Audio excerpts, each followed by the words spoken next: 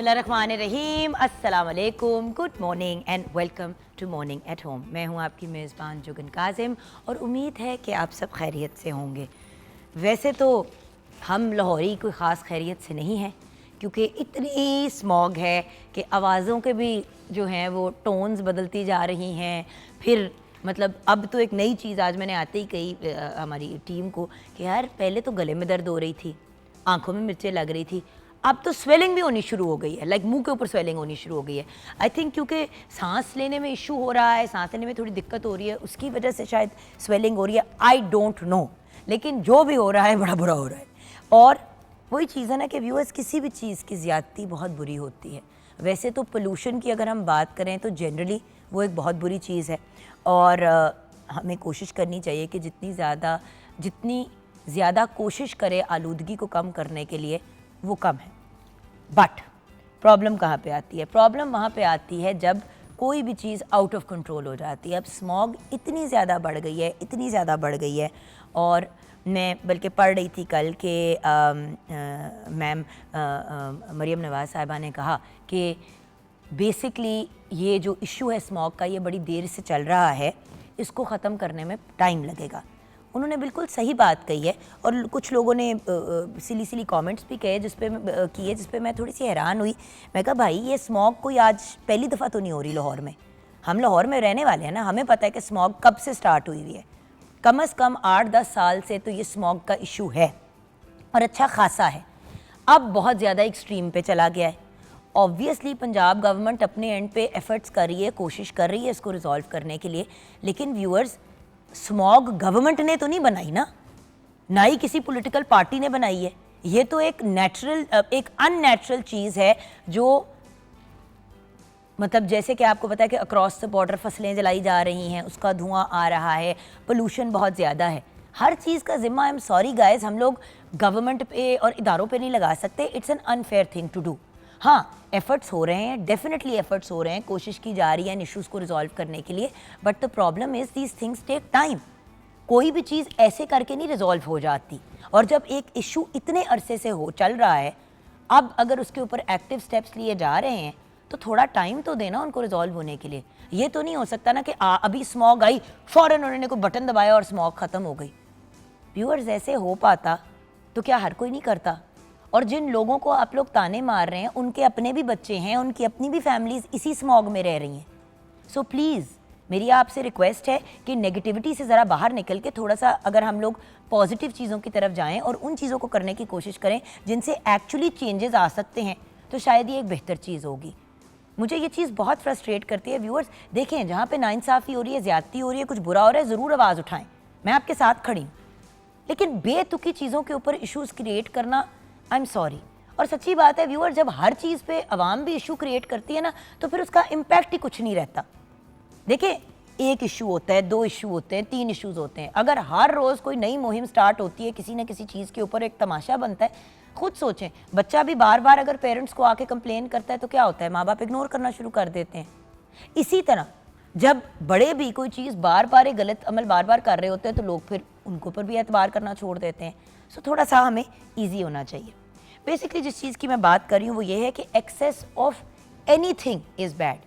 किसी भी चीज़ की ज़्यादती इंसान के लिए बुरी है, चाहे वो तनकीद हो, चाहे वो लाड प्यार हो, चाहे वो खाने पीने की चीज़ हो, चाहे वो हवा में आलूदगी हो।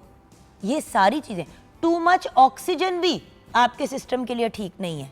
एक बैलेंस के साथ अगर ऑक्सीजन और बाकी जो चीज़ें हैं वो आपके सिस्टम में जाती हैं तो तब जाके आप सही तरीके से सांस ले पाते हैं।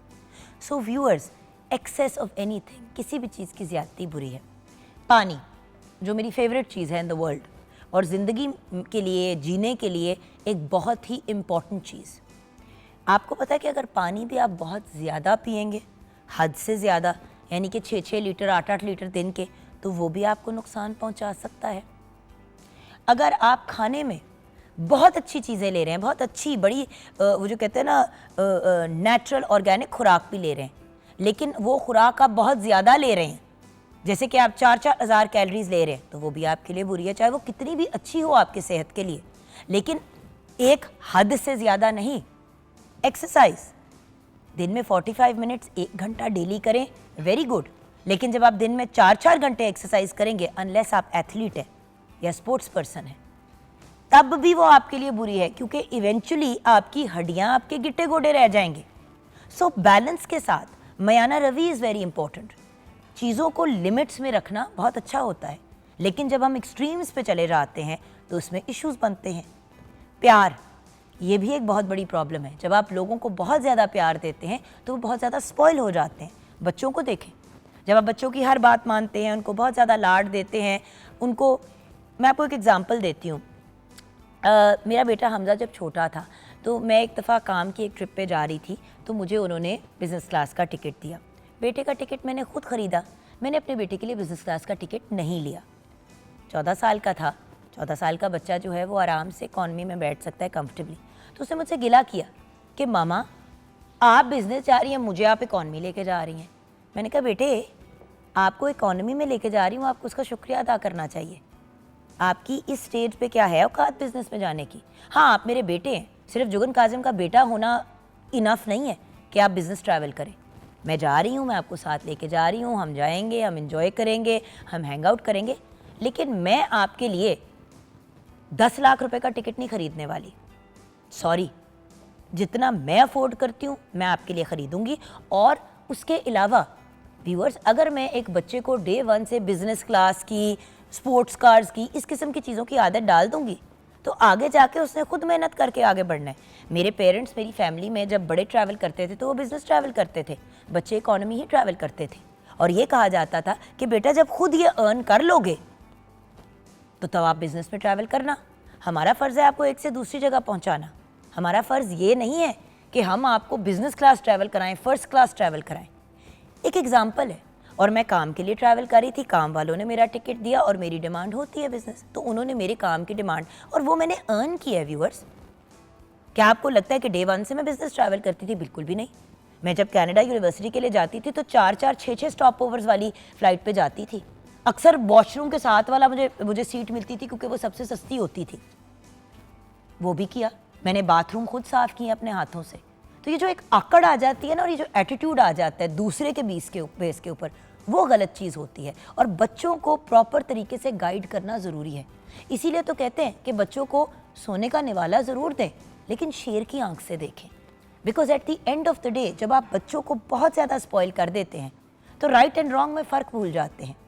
ये चीज़ भूल जाती है कि भाई अगर अम्मा अब्बा ना हो तो कैसे मैनेज करेंगे? क्या उन गाड़ियों में घूमेंगे जो माँ बाप की हैं? क्या उन घरों में रहेंगे जहाँ पे अभी रह रहे हैं? क्योंकि व्यूअर्स, जब मैंने इंडिपेंडेंटली अपना ख्याल रखा और अपने आप को मैनेज किया तो मेरी किसी से यह एक्सपेक्टेशन नहीं थी कि मेरे नाज नखरे उठाए जाए। मैं अपने आप को खुद मैनेज करती थी। सो चाहे प्यार हो, चाहे पानी जैसी बेसिक ज़रूरत हो, चाहे कोई भी चीज़ हो, जब आप उसको एक्सट्रीम पे ले जाते हैं ना तो आपकी बॉडी उससे बुरी तरीके से रिएक्ट करती है। और अगर आप इमोशनली बात करें तो वो एक टर्म है जो मेरी अम्मी अक्सर यूज़ करती थी कि अगला बंदा फिट जाता है। तो ये वाली चीज़ें बड़ी इंपॉर्टेंट होती हैं। तो चाहे आप इमोशनली बात करें, इवन काम की बात करूं, अपनी टीम की बात करूं, काम करना है, लाड प्यार अपनी जगह है, लेकिन काम काम है। जब आप बहुत ज़्यादा लीवे देते हैं, मैं सच्ची बात बताऊं व्यूअर्स, मुझे भी अगर ये महसूस कराया जाए कि यार जब तुम्हारा दिल चाहता है तुम प्रोग्राम कर लो, जब दिल नहीं चाहता तो ना करो, नो प्रॉब्लम, तो मैं पागल हूँ कि मैं हर रोज़ आऊँगी सुबह, डेली अपने बच्चों को छोड़ के आके अपनी ड्यूटी करूँगी, आप लोगों के साथ लाइव जाऊँगी, जब कभी काम के लिए जाना है तो रिकॉर्डिंग्स करूँगी। तो व्यूअर्स, अगर मैं काम के बारे में विजिलेंट हूँ तो मेरे साथ वालों के लिए को भी विजिलेंट होना ज़रूरी है। ये सारी चीज़ें बहुत ज़्यादा मैटर करती हैं, क्योंकि अल्टीमेटली जब हम एक्सट्रीम्स पे चीज़ों को लेकर जाते हैं, उसी तरह दूसरी एक्सट्रीम ये है कि अगर हम बहुत ज़्यादा हार्श हो जाते हैं, वो जो कहते हैं ना लोगों को बहुत ज़्यादा, वो जो टर्म होती है कि औकात में रखते हैं, तो वो चीज़ भी बहुत प्रॉब्लमैटिक हो जाती है। अब मैं बहुत से ऐसे लोगों को जानती हूँ, मेरे ही साथ की बहुत सी मीडिया में काम करती हैं ख़वातीन, जूते के नोक पे नहीं रखती अपने साथ के लोगों को, वो भी एक चीज़ है। कनाडा में, अमेरिका में, आई रिमेंबर एक हमारी बहुत बड़ी एंकर हैं एलन डिजेनरस, उनके बारे में ये बड़ी बात मशहूर हुई कि वो अपनी टीम के साथ इतनी रूडली और इतनी हार्शली आती हैं, काम करती हैं, आती हैं, करती हैं, जो बंदा रास्ते में आता है उसकी, एक्सक्यूज़ माई लैंग्वेज, बट अच्छी खासी बुरे तरीके से उनका रवैया होता है, एंड दैट्स इट। बट क्योंकि वो बहुत बड़ी स्टार है, वो कर सकती है तो वो करती है। तो उनकी टीम ने भी उसके ऊपर एक ऑपोजिशन शो की। बात होती है एक्सट्रीम्स की व्यूअर्स। इंसान को ये याद रखना चाहिए कि इंसान कहाँ से आ रहा है, कहाँ से बिलोंग कर रहा है, क्योंकि मैं अपने आप को हमेशा ये रिमाइंडर देती हूँ कि मैं वही जुगन हूँ जिसने 17-18 साल की उम्र पर बाथरूम भी साफ़ किए थे। औकात की बात होती है व्यूअर्स, इंसान को याद रखनी चाहिए जिस हालत में हम इस दुनिया में आए हैं उसी हालत में हमने उस दुनिया से चले जाना है। लेके हमने अपने साथ कुछ नहीं जाना, अपने अमाल लेके जाने हैं और लोगों की दुआएं लेके जानी है। रवैये और एटीट्यूड बेस करते हैं हमारे अपनी पर्सनैलिटी, हमारी upbringing and who we are as a human being. But उसमें कुछ फॉल्ट उनकी भी होती है जिनके साथ जो हमें बड़ा करते हैं। लाइक आई सेड, सबसे इम्पॉर्टेंट चीज़ जो आजकल मैं देख रही हूँ कि दो एक्सट्रीम्स है। या तो लोग अपने बच्चों के साथ बहुत ज़्यादा स्ट्रिक्ट होते जा रहे हैं, वो भी एक एक्सट्रीम है, और दूसरे लेवल पे इतना स्पॉइल कर देते हैं, इतना लाड कर देते हैं कि बच्चों को सही और गलत में फ़र्क नहीं पता चलता। अब सिंपल सी बात है, उस दिन मैं अपनी फ्रेंड की तरफ बैठी हुई थी, उनका बच्चा अंदर आया, उसने कहा बेटा खाला को सलाम करो। मजाल है कि उस बच्चे ने सलाम किया हो या मुड़ के मेरी तरफ देखा भी हो। एटीट्यूड, अच्छा ये हो गया। थोड़ी देर बाद कोई बात हुई, माँ ने उसको कोई कहा, अच्छा वो बार बार उन्होंने कहा वो बच्चा ना करे। मैंने कहा यार रहने दो, बच्चा है, व्हाटएवर, क्योंकि मैं भी अब शर्मिंदा हो रही थी और वो बच्चा भी, मतलब अब मुझे लग रहा था उसको डांट पिट जाएगी मेरी वजह से। ख़त्म हो गई बात। थोड़ी देर बाद उसकी माँ ने उसे कहा कि बेटा मुझे फ़लाँ चीज़ ला दो। कहता खुद क्यों नहीं ले लेती, छोटा सा बच्चा, हसन की एज का 8-9 साल का होगा। सो द पॉइंट इज़, बाद में जब वो गया तो कहती है मेरी अपनी गलती है। मैंने कहा क्यों, क्या हुआ?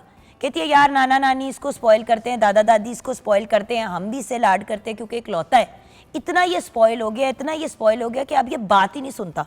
और इसके बाप को मैं कहूँ तो मेरे हस्बैंड आगे से घूम के कहते हैं कि भाई बच्चा है, रहने दो, डजंट मैटर। तो अभी तो बच्चा है, जब 10 साल बाद किसी के साथ प्रॉपर बदतमीजी करेगा, किसी पे हाथ उठा देगा, कोई बड़ी गुस्ताखी कर देगा तो क्या होगा? सो वही वाली बात जो व्यूअर्स मैं बार बार कह रही हूँ, एक्सट्रीम्स में नहीं जाना, कभी भी एक्सट्रीम्स में नहीं जाना। ना मोहब्बत प्यार के एक्सट्रीम में जाना है और ना ही बदतमीज़ी के एक्सट्रीम पे जाना है। बीच का कोई मीडियम ढूंढना है, क्योंकि जब बहुत ज़्यादा स्पॉइल करेंगे, ज़रा सा कुछ कहेंगे तो बच्चे आपको बचेंगे। जब बहुत बदतमीज़ी करेंगे तो आपको पता है बच्चे वैसे ही आपसे दूर हो जाएंगे। इट्स अबाउट फाइंडिंग बैलेंस, और ये वक्त के साथ इंसान सीखता है। बट अल्टीमेटली मेरा पॉइंट ये है कि किसी भी चीज़ की एक्सट्रीम पे नहीं जाना, चाहे खाना हो, चाहे पीना हो, चाहे इमोशंस हो, किसी भी चीज़ को देखें। स्ट्रेस को देखें, जब इंसान स्ट्रेस बहुत ज़्यादा लेता है तो वो तौबा इस्तग़फ़ार कैंसर में कन्वर्ट हो जाता है। आप देखें 90% लोग जब अपना कैंसर की ट्रीटमेंट कराते हैं तो उनको सबसे पहले कहता है कि आपने टेंशन नहीं लेनी, आपने स्ट्रेस नहीं लेनी, इनका स्ट्रेस कम करें। तो स्ट्रेस जैसी चीज़ जो हर इंसान की ज़िंदगी का आजकल हिस्सा है, वो भी एक्सट्रीम पे चली जाती है तो बीमारियाँ हो जाती हैं। अभी मेरे सेट पे इतने लोग हैं, आप देखें, इनमें से जो भी जब ज़्यादा एक्सट्रीम की स्ट्रेस में जाता है, जिस्मानी प्रॉब्लम्स होनी शुरू हो जाती हैं, जहनी प्रॉब्लम्स होनी शुरू हो जाती हैं। हम तो टीम है ना, हम तो हर रोज़ एक दूसरे को मिलते हैं। So the point is, excess of anything is bad. चाहे वो लाड प्यार हो और चाहे वो ज़्यादती हो, चाहे वो खाना पीना हो, चाहे वो हमारी हवा में टू मच ऑक्सीजन हो या टू मच कार्बन डाइऑक्साइड हो या कार्बन मोनोक्साइड हो, जो फ्यूम्स आजकल हमारी हवा के अंदर है। एक्सट्रीम्स में नहीं जाना। और व्यूअर्स, एक्सट्रीम्स में जाने से हमने अपने आप को खुद ही रोकना होता है। अल्टीमेटली बच्चों को, छोटों को तो हम थोड़ा बहुत कंट्रोल में लाने की कोशिश कर सकते हैं, लेकिन एक और फैक्ट शेयर करूंगी, बच्चे की पर्सनैलिटी 5 साल की उम्र तक बन चुकी होती है। उसके बाद आप थोड़ी मॉडिफिकेशंस कर सकते हैं, लेकिन पर्सनैलिटी पक्की हो चुकी होती है। तो वो इनिशियल ईयर्स जो होती है ना, गोद में आने से लेके 5 साल की उम्र तक बड़े तरीके से बच्चों को लेके चलना पड़ता है। सो बढ़ते हैं किचन की तरफ, अपने प्यारे से बच्चे की तरफ, अपनी लाडो रानी की तरफ। शेफ़ अनम शेख हमारे साथ हैं। अस्सलाम वालेकुम। वालेकुम अस्सलाम। किसी भी चीज़ की ज़्यादती बुरी है, इसके बारे में आप क्या कहोगे? देखो, यंग लोग जो होते हैं ना, वो एक्सट्रीम्स में जाते हैं, बहुत टॉपो टॉप जा रहे होते हैं तो बेसिकली वो फ़िरौन बन जाते हैं, सॉरी। और अगर बहुत बेइज्जतियाँ डांटे कर रहे हो तो बिल्कुल ही दब के मुँह से आवाज़ तक नहीं निकलती। अच्छा, मैं इस बात को अपने से बहुत रिलेट करूँगी। आज से कोई अगर हम 2-3 साल पीछे चले जाएं तो मैं चीज़ें बहुत ज़्यादा एक्सट्रीम पे जाके करती होती थी। हर चीज़ एक्सट्रीम पे करनी है, कोई डिसीजन लेना है एक्सट्रीम पे लेना है, कोई बात करनी है एक्सट्रीम पे करनी है। मतलब अगर मैं अपनी पर्सनैलिटी को देखूँ तो मैं यहाँ जो इधर इस वक्त शेफ़ अनम खड़ी है वो एक बिल्कुल डिफरेंट पर्सनैलिटी है, और एक जो रियल अनम है वो बिल्कुल डिफरेंट, दो अलग अलग पर्सनैलिटीज़ है। तो मुझे फिर एक इंसिडेंट हुआ, उसमें मुझे किसी ने एक बात की कि अनम 2 ही कंडीशंस होती हैं, अगर तुम इस चीज़ को आगे कंटिन्यू करोगे और समझ लोगी तो बहुत है, या तो समझ के समझ लो या भुगत के समझ लो। वही तो बात है, बट पता है ना, काम ऐसा है ना, 24 घंटे आपका लोगों से इंटरेक्शन है। मैंने तो आपको देखा है, आप डुल्ले डुल्ले जाते हो प्यार में, और होता ये है कि कदर करने वाला तो रिस्पेक्ट देगा आपको, प्यार करेगा, लेकिन जो बेकदरा होगा वो आपका एडवांटेज उठाएगा और उठाता ही चला जाएगा। और यही प्रॉब्लम मीडिया में, अनफॉर्चुनेटली ये बहुत बड़ी प्रॉब्लम है। हम लोग, अगर मैंने अक्सर देखा है, मैं अगर किसी प्रोडक्शन हाउस के साथ बहुत अच्छे तरीके से, बड़े पॉजिटिव तरीके से चल रही हूँ, मानो आपने और मैंने कितना काम किया साथ, रमजान ट्रांसमिशन होगी वटेवर, जहाँ पे ज्यादा करो वहाँ पे, आई एम सॉरी पंजाबी के टर्म छित्तर, वहाँ पे छित्तर ही पड़ते हैं। सो एक पॉइंट आता है जब इंसान को अपने आप को ना बस फिर चेंज करना पड़ जाता है, अपने आप को नहीं, शायद उन लोगों की तरफ आपको चेंज करना पड़ता है। लेकिन मुझे ऐसा लगता है कि फिर भी इंसान के पास इतनी समझबूझ है कि आपके कुछ लोग ऐसे होते हैं जो आपके दिल के करीब होते हैं, आप चाह कर भी फिर आप उनके साथ वैसा नहीं कर सकते। और उसमें आप बिल्कुल सही कह रही हैं कि वो मखसूस कुछ लोग होने चाहिए। मैं ये चीज़ कुछ दिनों से बहुत रियलाइज कर रही हूँ कि आपका सर्कल लिमिटेड होना चाहिए। बिल्कुल, बड़े कम लोग होने चाहिए जिनको आप अपना कहते हैं। 110%। और एक और चीज़, दूसरों को भी हया करनी चाहिए। अब एक कल का ही इंसिडेंट है, मैं I am not going to get into किसने क्या किया, बट एक खातून है मेरी, उनसे अच्छी सलाम दो, उन्होंने ना मुझे 2-4 चीज़ें फॉरवर्ड की, मैसेज की, उन्होंने कहा ये है ये है। अच्छा, फिर उन्होंने डिमांड करनी शुरू कर दी कि जी आप इसके ऊपर मुझे शाउट आउट दे दें, और फिर कहा कि जी आप मुझे इस पर रील बना दें। अब मैं कहूँ कि यार, ना तो मैंने आपसे चीज़ मांगी, ना मैंने आपको कही, खुद ही आपने मुझे चीज़ें भेजी, मैंने आपकी तारीफ कर दी, आपको थैंक यू कह दिया, कॉम्प्लीमेंट कर दिया, उसके एवज आपने फ़ौरन मेरे से डिमांड्स करनी शुरू कर दी। ओ भाई, हम लोग एज मीडिया पीपल, आप भी मैं भी, हम लोगों को अगर कोई रील बनाने के लिए कहता है, शाउट आउट के लिए कहता है, तो हम क्या मुफ्त में करते हैं? बिल्कुल भी नहीं। हम उसके लिए चार्ज करते हैं। Exactly. हमारी रोजी रोटी है ये। बिल्कुल। अगर सारे बंदे के लिए जानने, मुझे एक बात बताओ, अगर मैं एक अनम को जानती हूँ और एक अनम मुझे कहती है कि दीदी मुझे शाउट आउट दे दो, तो वो एक अनम हो गई। मेरी जिंदगी में 50 और लोग हैं, आपके अलावा भी मेरा बच्चा, आपकी जगह, आपकी इज्जत सर आंखों पे, 50 और लोग हैं, उन 50 के आगे 50 लोग हैं। हर रोज कोई बंदा आके कह देता है कि आप ही मुझे फलां की सालगिरह शाउट आउट बना दें, फलां का ये कर दें। भाई मैं सारा दिन यही करती रहूंगी, ये मेरे काम का हिस्सा है। आप मुझे इसीलिए कह रहे हैं ना क्योंकि मेरी कोई एक है जान पहचान, व्हाटएवर। अनम कहे मुझे कि दीदी मुझे एक शाउट आउट बना दो, मेरी बच्ची है, मेरा बनता है। अनम मेरा लगाए पोस्ट, मैं उसको रीपोस्ट करूँ, वो मेरी टीम का हिस्सा है, वो मेरी फैमिली है। बिल्कुल। हर बंदे को मैं ये मार्जिन नहीं दूंगी। एग्जैक्टली। अनम, किसी दिन मैं आपको अपना फोन दिखाऊंगी कि मेरे डीएम्स में कितने ज्यादा डेली के 20 से 25 टैग्स आते हैं। मैं नहीं हर बंदे को रीपोस्ट करती, कभी कभी आप मुझे 4 टैग करते हो, मैं 2 ही रीपोस्ट करती हूँ, क्योंकि फिर आपका सोशल मीडिया ऑड सा होना शुरू हो जाता है, फिर वो बहुत ज्यादा रीपोस्टिंग से भी इशू बन जाता है। बिल्कुल। तो आपने भी अपने लोगों को सेलेक्ट करना है, ऐसा ही। सो एनीवे, बात ये है कि देखें, चाहे हम खाने की बात करें, खाने की हम किचन में आके बात करेंगे, क्योंकि हम दोनों जो है वेट के इशू से गुजर चुके हैं। तो ये जो खाने की एक्सट्रीम्स होती हैं, ये हमारा क्या हाल करती है, हम इस पर भी बात करेंगे। अभी ब्रेक की तरफ चलते हैं।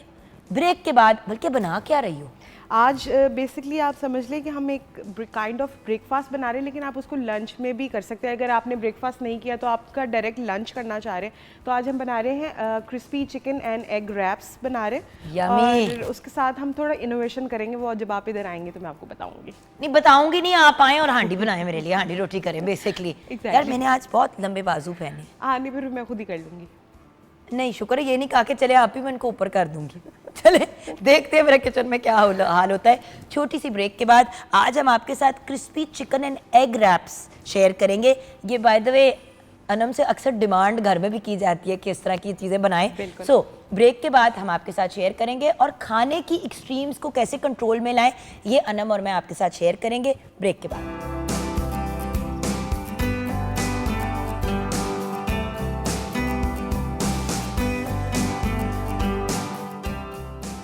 Welcome back from the break viewers. इसकी रूह को सुकून नहीं है, देख लो मेरे बाजू उसने करवा दिए फोल्ड। हाँ, और कर लेना थोड़े से। नहीं और कितने करूं मैंने, मतलब स्विमिंग करनी है घी के अंदर, ऑयल के अंदर। अच्छा तो अच्छा जी, सबसे पहले जो है आप हैश ब्राउन वो वहाँ पर नहीं, मैंने पोटैटो वेजेस को करके ओवन में डाल, थोड़ा सा ऑयल डालना है, मैं थोड़ा सा ऑयल डाल के नीचे, और पोटैटो वेजेस को डालने लगी अच्छा हूँ जी, oven आज के अंदर। सबसे पहली जो रेसिपी हम बनाने जा रहे हैं वो है जी crispy chicken and egg wraps. और इसके साथ एक एडिशनल रेसिपी जो है मैं आपको वैसे ही दे दूंगी, वो है जी हैश ब्राउन पोटैटोज़ की, क्योंकि इसके साथ हैश ब्राउन पोटैटोज़ जब आप इसके अंदर ऐड करते पोटैटो हैं, वेजेस हो या मैं आलू इसके साथ मजे के लगते हाँ जी, और ऑन साइड भी मैं वेजीज इसके साथ सर्व कर रही हूँ। वेजीज की रेसिपी मैं काफ़ी दफ़ा आपके साथ शेयर कर चुकी हूँ, फिर भी मैं एक दफ़ा बता देती हूँ। सिंपल आपने आलू ले लेने, तकरीबन मैंने हाफ़ के जी के करीब आलू लिए हैं, और उसके बाद उनको मैंने क्या किया है कि ब्लांच कर लिया, लाइक 70% उनको रेडी कर लिया है। उसके बाद salt, black pepper, chicken powder, garlic powder, थोड़ा सा अनियन पाउडर, साथ में मिक्स हर्ब्स डालकर और सॉल्ट डालकर उसकी हमने एक मैरिनेशन मसाला सा प्रिपेयर कर लेना। आप बेशक ये मसाला बना कर भी रख सकते हैं, जब कभी आपका वेजिस बनाने को दिल करे तो आप इसके ऊपर स्प्रिंकल करें। थोड़ा सा ऑयल डाल लें, लाइक 1 टेबलस्पून के करीब, ताकि जो अच्छी तरीके से वो उसके साथ आलूओं के साथ मसाला स्टिक हो जाए। उसके बाद आप 250 डिग्री के ऊपर इसको प्री हीट अवन के अंदर बेक करेंगे फॉर लाइक 20 मिनट्स के लिए, और उसके बाद जो आपकी ज़बरदस्त वेजीज जो हैं वो रेडी हो जाएंगी। अब बारी आ जाती है हमारी मेन रेसिपी की। तो मेन रेसिपी के लिए चिकन का कीमा हम लेंगे 1 kg के करीब। नमक हस्बे जायका जाएगा इसके अंदर। सफ़ेद मिर्च 1 चाय का अब आप चम्मच। देख लें, मैं पहले अपने हाथ वॉश कर रही हूँ, उसके बाद अब मैं बिल्कुल उसको उठाऊंगी।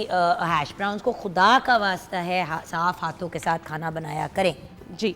अच्छा, सफ़ेद मिर्च जाएगी 1 चाय का चम्मच, लहसुन पाउडर 1 चाय का चम्मच, मैदा 1 कप जाएगा।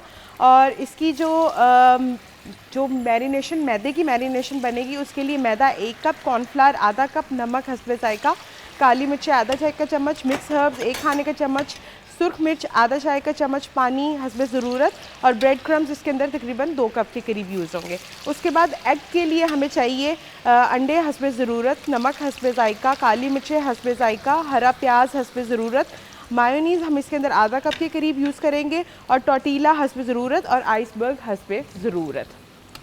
सिंपल अब एक रेसिपी बात है हैश ब्राउन्स की मैं बता दूं जी। डाल के आपने उनको हिलाना नहीं है। बिल्कुल। और ये हैश ब्राउन जो है मैंने बिल्कुल ख़ुद से प्रिपेयर किए हैं। इसके अंदर आप जो है, अगर आपके पास घर में टाइम नहीं है तो आप फ्रोज़न भी यूज़ कर सकते हैं। अच्छा जी, अब हम यहाँ पे सबसे पहले क्या स्टार्ट करेंगे कि यहाँ पे जुगन आपी जो है वो मेरे लिए एक एग के तकरीबन 8 एग के हम वो बना लेंगे ऑमलेट्स, जिसके अंदर हम salt, black pepper and green onions add करेंगे सिर्फ। तो इस तरह से हम 8 जो है ऑमलेट रेडी कर लेंगे, क्योंकि हमारे पास 8 जो है वो टोटीला ब्रेड है। अकॉर्डिंग टू आप अपने हिसाब से आप इसके अंदर जो चीज़ें, नहीं था ना इसमें? नहीं, कुछ भी नहीं है। आप अपने हिसाब से चीज़ें अप एंड डाउन इसके अंदर कर सकते हैं, और भी कोई वेजिटेबल ऐड कर सकते हैं। अच्छा, स्प्रिंग अनियंस का इसके अंदर बहुत अच्छा सा फ्लेवर आ जाता है। अब आ जाती है बारी मेन इंपॉर्टेंट हमारी चिकन की। तो चिकन का कीमा लिया है। अच्छा, ये जो कीमा है चिकन का, ये होल चिकन का कीमा है, खाली ब्रेस्ट का कीमा नहीं है। तो आपने होल चिकन का ही जब कीमा करवाएंगे तो जब आप पैटी रेडी करेंगे तो पैटी क्या होगी कि बहुत ही जूसी रेडी होगी। अब इसके अंदर मैं ऐड कर लेती हूँ मसाले। मसाले बिल्कुल सिंपल रखेंगे हम इसके अंदर जाएगी थोड़ी सी काली मिर्चें। अच्छा, बिल्कुल माइल्ड रखेंगे, क्योंकि आप इसको समझे कि आपने अगर सुबह ब्रेकफास्ट में खाना है या अगर आप डायरेक्टली लंच ही कर रहे हैं तो आपके पास जो स्पाइसेस लेवल होना चाहिए वो बहुत ही माइल्ड होना चाहिए। उसके बाद इसके अंदर हाफ़ टी स्पून के करीब काली मिर्चें चली गई। साथ में हम इसके अंदर ऐड करेंगे सॉल्ट टू टेस्ट। आप अपने हिसाब से अप एंड डाउन कर सकते हैं। मैं तकरीबन 1 टीस्पून के करीब इसके अंदर सॉल्ट ऐड कर रही हूँ। साथ में मैं इसके अंदर ऐड करूँगी थोड़े से रेड चिली फ्लेक्स, एक अच्छा सा जो है इसके अंदर फ्लेवर आता है इससे। उसके बाद इसके अंदर जाएंगे मिक्स हर्ब्स तकरीबन 1 टेबलस्पून के करीब। आपने ये सारी चीज़ें डालकर अच्छे तरीके से इसको मिक्स कर लेना है। अच्छा, ये ऑमलेट्स मैं कहाँ पे रखूँ? जी, मैं आपको प्लेट दे दूँ। मुझे एक प्लेट दे दे मेरा बच्चा, ताकि मैं ये भी साथ साथ कर लूँ। ये इस तरीके से ये आपने अच्छे तरीके से इसको मिक्स कर लेना है। और मिक्स करने के बाद हमने इसकी पैटी रेडी करनी है। और पैटी रेडी करने से पहले जो अब इसकी बेसिकली पहले पैटी रेडी होगी, उसके बाद दोबारा से फिर आपने क्या करना है कि आपने अलग से एक मैदा और कॉर्नफ्लावर का एक बैटर रेडी करना है, और साइड पे आपने थोड़ा सा कॉर्नफ्लावर और मैदा बचा लेना है, जिससे आप क्या करेंगे कि आप उसकी पहले मैदे और कॉर्नफ्लावर में इसको हल्का सा कोट करेंगे, फिर उसमें जो मैदे वाला मटेरियल बनाया उसमें डिप करेंगे, और फिर फाइनली ब्रेड क्रम्स में लगाकर हम इसको फ्राई कर लेंगे।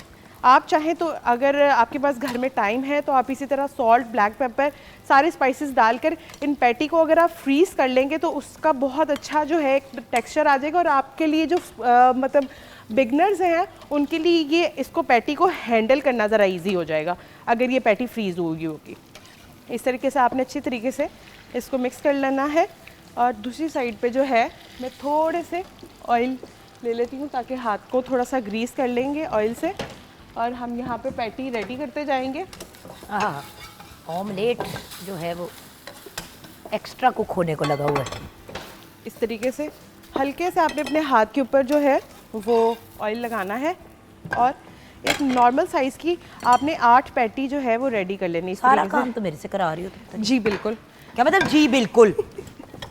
देखिए मैंने आपको उस दिन भी कहा था कि मैं तो आहिस्ता आहिस्ता जो है इस तरफ निकलती जाती हूँ, और इस तरीके से जो है हम हाँ, सारे जो होते ना हाथ गंदे, नॉट गंदे, खाने में कौन से हाथ गंदे होते हैं, but you know what I mean. हाँ जी जी। अच्छा, इस तरीके से आपने इसकी पैटी रेडी कर लेनी है।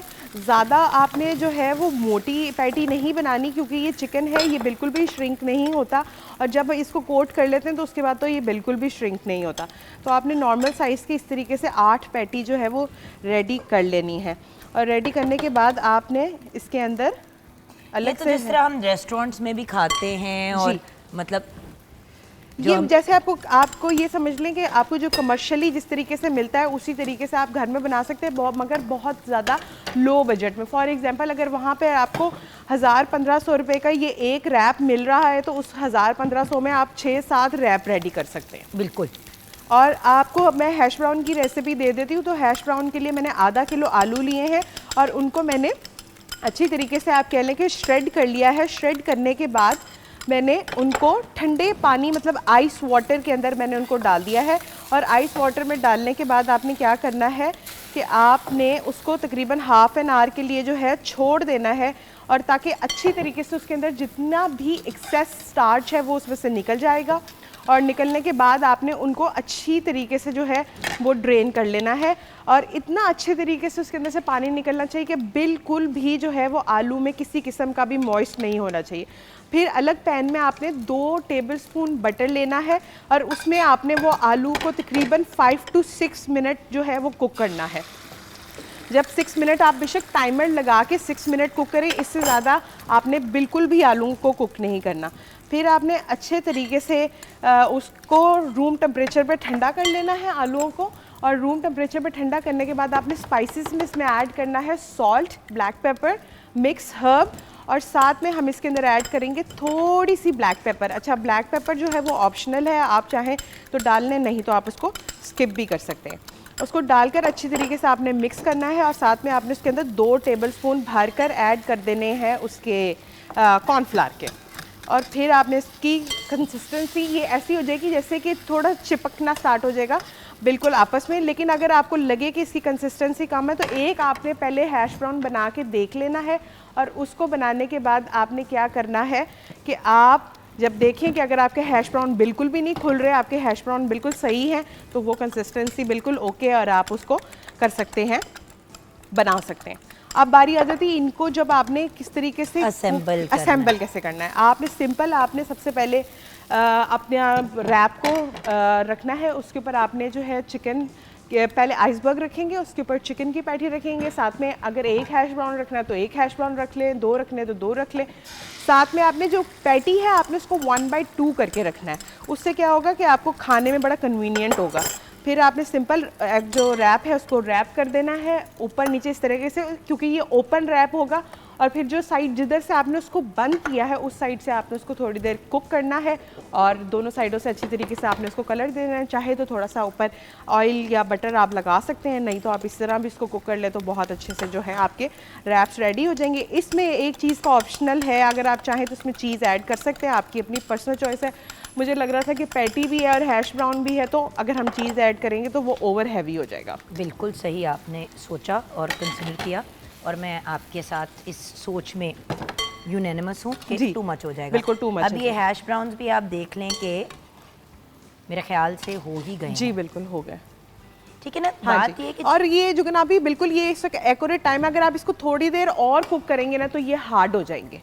तो ये छोटी छोटी सी जो चीज़ें आपने जो है इनको ध्यान में रखना है। छोटी चीज़ें बहुत बड़ी होती हैं, और इनको भी तरीके से, अब देखें ना, जितनी देर वो अपनी पैटीज बना रही है, मैं यहाँ पे अपना एग रेडी कर दिया। बिल्कुल ऑलमोस्ट हम डन है। अब बस अब मैं आपको बैटर बना के दूंगी, और उसी ऑयल के अंदर ही हम फटाफट जो है हमारा पैटी को फ्राई करना शुरू कर देंगे और उसके बाद फिर बारी आ जाती है जस्ट असेंबलिंग की, और ये फ्राई पैन वाली साइड खाली हो जाएगी, तो हम साथ साथ जैसे जैसे पैटी फ्राई होते जाएगी और साथ साथ जो है हम इसको, यार ये बेसिकली एक कंप्लीट मील है व्यूअर्स। बिल्कुल मैं वही आपको बोला, सारे ही करने थे या? जी जी जी 8 वो हैं तो 8 ही करने। और उसके बाद अगर आपके पास फॉर एग्जांपल जैसे जुगन आपी ने भी एक बात बोली है कि अगर आपके पास आपने सुबह ब्रेकफास्ट नहीं करना और आपने डायरेक्ट लंच ही करना है, तो ये एक कंप्लीट ब्रंच कहते हैं। बिल्कुल इसको जिसको हम ब्रंच कहते बाय हैं। द वे ब्रंच का अगर आप घर में रखते हैं, आजकल बड़ा ट्रेंड है कि लोग ब्रंच वगैरह अपने घर में करते हैं और वो सारी चीज़ें करते हैं, तो ये एक बड़ा अच्छा बहुत अच्छा अल्टरनेटिव है और ये कंप्लीट मील है। इसके अंदर देखें आपको फुल हाई प्रोटीन मिल रहा है, आपको सब इसके अंदर इंक्लूडेड है। आपको मेरा ख्याल है कि अगर एक देती हो बेटे, जी अगर आप एक ये रैप खा लेते हैं तो उसके बाद आपको बिल्कुल भी ज़रूरत नहीं होगी। हाँ जी, थैंक यू। क्रिस्पी इनको अच्छा सा कर लिया है। अच्छा, बहुत से लोग हैं वो क्रिस्पी भी नहीं खाते, वो कहते हैं कि उनको ज़रा सॉफ्टर चाहिए। आपकी मर्ज़ी है, आपने किस ऑप्शन की तरफ जाना है, ठीक है ना? बिल्कुल। अच्छा, अब हमने पैटीज फ्राई पैन में फ्राई करनी है? नहीं, आप हम इसको डायरेक्टली ऑयल में ही करेंगे, कढ़ाई में डालेंगे जी। अब हम। मैं आपको बस इसका 1 मिनट में बैटर रेडी करके देती हूँ और फिर हम जो है ना इस पैटी को बनाएंगे। एक ना आप मुझे आप असेंबल अगर करके दिखा देती हैं तो तब तक मैं ये इसी तरह डायरेक्ट डाल नहीं नहीं नहीं, मैं आपको इसका एक बैटर बना के देती हूँ, फिर आप इसके अंदर इसको करेंगी। अच्छा, बैटर में जाएगा 1 कप के करीब जो है हम इसके अंदर अंडा एक ही टूटना था और वो टूट गया। मैदा और 1/2 कप के करीब हम इसके अंदर ऐड करेंगे कॉर्नफ्लावर। साथ में हम इसके अंदर थोड़ा सा मैं मैदा और ऐड करूँगी। इसके अंदर जाएगा गार्लिक पाउडर। ये बेसिकली इसमें स्टेप्स बहुत से हैं जी। Viewers, but it's a very easy recipe, it's not a difficult recipe. बिल्कुल। और अच्छा, स्पाइसेस इसके अंदर बहुत माइल्ड ही जाएंगे। मैं फिर बार बार इसलिए ये चीज़ कोट कर रही हूँ कि ज़्यादा स्पाइसेस की वजह से जो है इसका फ्लेवर जो है वो ख़राब हो नमक काली मिर्च किधर किया? ये देखिए, ये पड़ा हुआ है। अच्छा ओके, हाँ परेशान हो गई मैं कि मेरा काम ना ख़राब हो, तुमने जो मर्जी करना है करो, समझ आइए। अच्छा जी, अब ये आ गया यहाँ पर थैंक यू बेटा। बैटर। ये मैंने कहा मैं ज़रा चीज़ें जो है ना साथ साथ।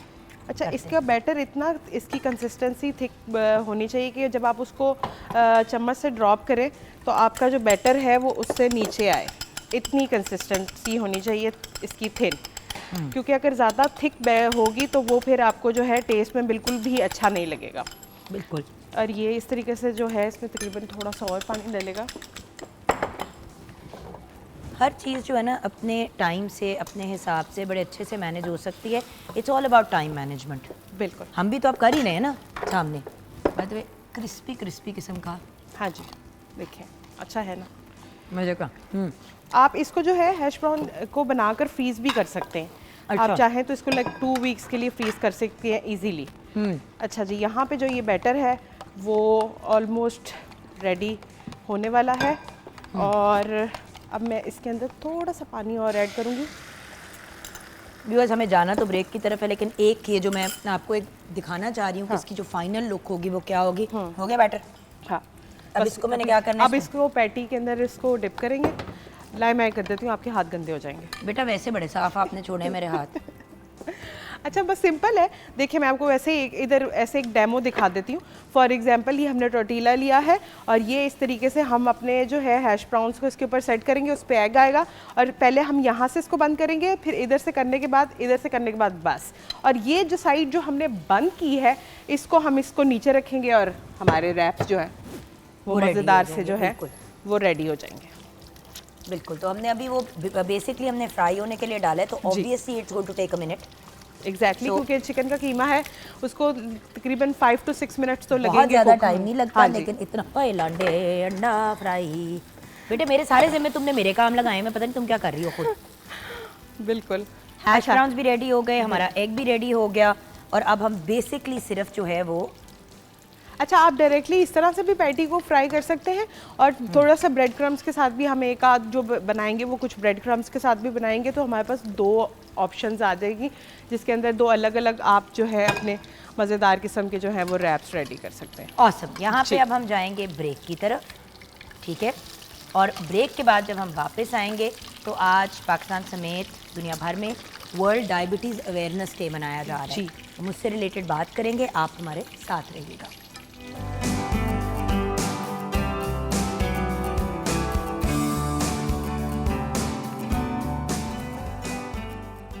Welcome back from the break viewers. जैसे कि ब्रेक से पहले आपके साथ शेयर किया, पाकिस्तान समेत दुनिया भर में वर्ल्ड डायबिटीज़ अवेयरनेस डे मनाया जा रहा है। ज़ियाबतीज़, डायबिटीज़ या जिसको हम पाकिस्तान में शुगर भी कहते हैं, शुगर की बीमारी को, ये एक बहुत मेजर प्रॉब्लम है। पूरी दुनिया में तो है, लेकिन पाकिस्तान में और साउथ एशिया में उन एक्सट्रीम्स पे पहुंचा हुआ है कि एक हैरानकुन बात है। हर दूसरे घर में या तो कोई डायबिटिक इंसान है या फिर प्री डायबिटिक की एक्सट्रीम कैटेगरी पे लोग पहुंचे हुए हैं। मेरी अपनी फैमिली में ये इशू बहुत ज़्यादा कॉमन हुआ है। और बात ये है कि ऑलरेडी एक बात होती थी कि भाई अगर आपकी जीन्स में है, अगर आपकी फैमिली में डायबिटीज़ चल रही है, तो फिर किसी ना किसी मेंबर को तो फैमिली में होएगी। 50% चांस हो जाता है अगर माँ या बाप को हो, और अगर माँ बाप दोनों को हो तो फिर वो चांसेस और भी ज़्यादा हो जाते हैं। और अक्सर लोग ये कहते हैं कि 100% होगी डायबिटीज़, चाहे वो 40 की उम्र पे हो, 50 पे हो, 60 पे हो, लेकिन होगी ही होगी, क्योंकि जीन्स में, क्योंकि मौरूसी एक चीज़ चल रही है। लेकिन व्यूअर्स, ये भी तो अंडरस्टैंड करने वाली बात है ना कि आजकल जो हमारी खुराक है, जो हमारा लाइफस्टाइल है और जिस तरीके से हम अपनी ज़िंदगी गुजार रहे हैं, उससे भी डायबिटीज़ एक एक्सट्रीम पे पहुंची हुई है। एक चीज़ ऑलरेडी है, उसको इट्स ऑलमोस्ट लाइक आग हल्की सी लगी है तो आप उसमें और पत्ते और लकड़ियाँ डाल दें ताकि पूरे के पूरे जंगल को ही आग लग जाए। सो केयरफुल होना, चीज़ों को मैनेज करना इम्पॉर्टेंट है। हर इंसान अपनी अपनी कैपेसिटी में कोई ना कोई एफर्ट कर रहा है इस चीज़ को मैनेज करने के लिए। जो डॉक्टर्स हैं, जो डिफरेंट किस्म के आयुर्वेदिक एक्सपर्ट्स हैं, चाइनीज़ मेडिसिन में आप देख रहे हैं कि बहुत सी चीज़ें इनोवेशंस आ रही हैं। और आपको पता है कि चाहे नेचुरल हो, आयुर्वेदिक हो, एलोपैथिक हो, हम हर ऑप्शन आपके सामने ज़रूर प्रेजेंट करते हैं। आज हमारे साथ 3 सक्सेस स्टोरीज़ हैं, यानी कि 3 लोग जो कामयाब हुए अपनी डायबिटीज़ को रिवर्स करने में, जो यूजुअली एक अनहर्ड ऑफ बात होती है। तो आइए मिलते हैं सबसे पहले अशरफ चौधरी साहब से। अस्सलाम वालेकुम। जी वालेकुम सलाम जी। अच्छा अशरफ भाई, ये बताइए कि सबसे पहले तो अपनी कहानी से स्टार्ट करें ना, तब हमें फिर समझ आएगी कि हम बात क्या करें। जी बहुत शुक्रिया जी, आपने इनवाइट किया वर्ल्ड डायबिटीज़ डे पे। मुझे 2004 में डायबिटीज़ डायग्नोज हुई और 2004 में, चार यानी आज से 20 साल पहले ठीक हो गया। डॉक्टर के पास गए तो उन्होंने दवाई लिख दी और मैंने उनसे सवाल पूछा कि डॉक्टर साहब ये दवाई कितने दिन तक खानी है। तो वो बड़े हैरानी से उन्होंने देखा और फिर कहने लगे जी ये तो सारी ज़िंदगी का रोग है, ये तो सारी ज़िंदगी आपने खानी है। अच्छा, खानी शुरू कर दी। 250 mg से स्टार्ट लिया और फिर 1 साल के बाद कोई 500 mg पे चली गई मेडिसिन, फिर 2 साल के बाद 1000 पे चली गई, फिर दूसरी दवाई आ गई, फिर तीसरी दवाई आ गई, चौथी दवाई आ गई। अच्छा, शुगर भी बढ़ती गई, दवाइयाँ भी बढ़ती गई।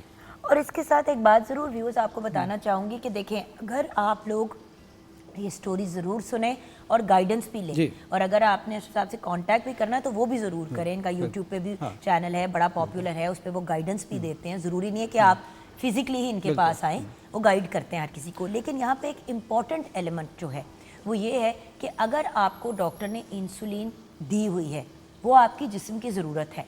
आपने कोई भी चीज़ सिर्फ हमारी गुफ्तगू से नहीं छोड़नी, प्रॉपर गाइडेंस से। ये मैं बार बार आपको डिस्क्लेमर के तौर पे बात कहूँगी, बिकॉज व्यूअर्स हर बंदे की कंडीशन फ़र्क होती है।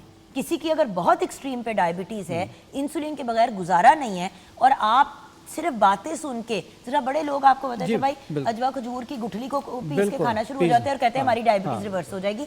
तो आपको पता है, मैं अभी गाइड करूंगा। ठीक है, हाँ जी। फिर क्या हुआ? 18 साल गुजर गए। 18 साल में शुगर की जितनी दवाइयाँ इन्वेंट हुई हैं वो भी सारी मैं खा रहा हूँ, और उसके साथ शुगर के जो कॉम्प्लिकेशंस हैं। वो इंजेक्शन लग रहे थे? नहीं, अभी मैं इंसुलिन पे नहीं आया था। अच्छा, मुझे डॉक्टर ने कहना शुरू कर दिया था कि जब आप इंसुलिन पे आ जाएं बेहतर है। शुगर की कॉम्प्लिकेशन की वजह से आपके जो लिपिड प्रोफाइल है, यानी खून में चर्बी, वो बढ़नी शुरू होगी, उसकी दवाई ऐड हो गई। पाँव जलने शुरू हो गए, उसकी दवाई ऐड हो गई। और इसके अलावा आपकी जो ब्लड प्रेशर, यूरिक एसिड, ये सारी दवाइयाँ, ये शुगर की कॉम्प्लिकेशन है, बढ़नी शुरू हो गई। अच्छा भैया, आपका वेट उस वक्त क्या था? मेरा वेट उस वक्त कोई 70-75 के करीब था, और मुझे अपना वेट भी वैसे 65 से नीचे रखना था। मेरा कोई टेक्निकल इशू है, मेरा ना एक्सीडेंट एक दफ़ा हुआ था, तो जिसकी वजह से मुझे अपना वेट 60 और 65 के दरमियान रखना, ये मेरी मजबूरी है। ठीक है। अच्छा, अदरवाइज वो पेन शुरू हो जाता है। क्योंकि 75 तो वेट इतना ज़्यादा नहीं है। 75 वेट आपकी हाइट और आपकी फिजिक के लिए नहीं है, लेकिन आपकी सिचुएशन, मेरी सिचुएशन ये थी कि मेरा एक्सीडेंट चूंकि हुआ था, तो मुझे अपना वेट जो है उसको मैं रखना, वरना आपकी हड्डियों पे जो भी इशू वाला एरिया, उस पे बड़ा पेन होता था। अच्छा, मैंने 18 साल तक ये सारी दवाइयाँ खाई। 2022 में साल स्टार्ट होता है तो वो न्यू ईयर की रेजोल्यूशंस होती हैं, तो वो मैंने न्यू ईयर की रेजोल्यूशन ये की कि जी इस साल या शुगर है तो या मैं हूँ, दरमियान में कोई चीज़ नहीं।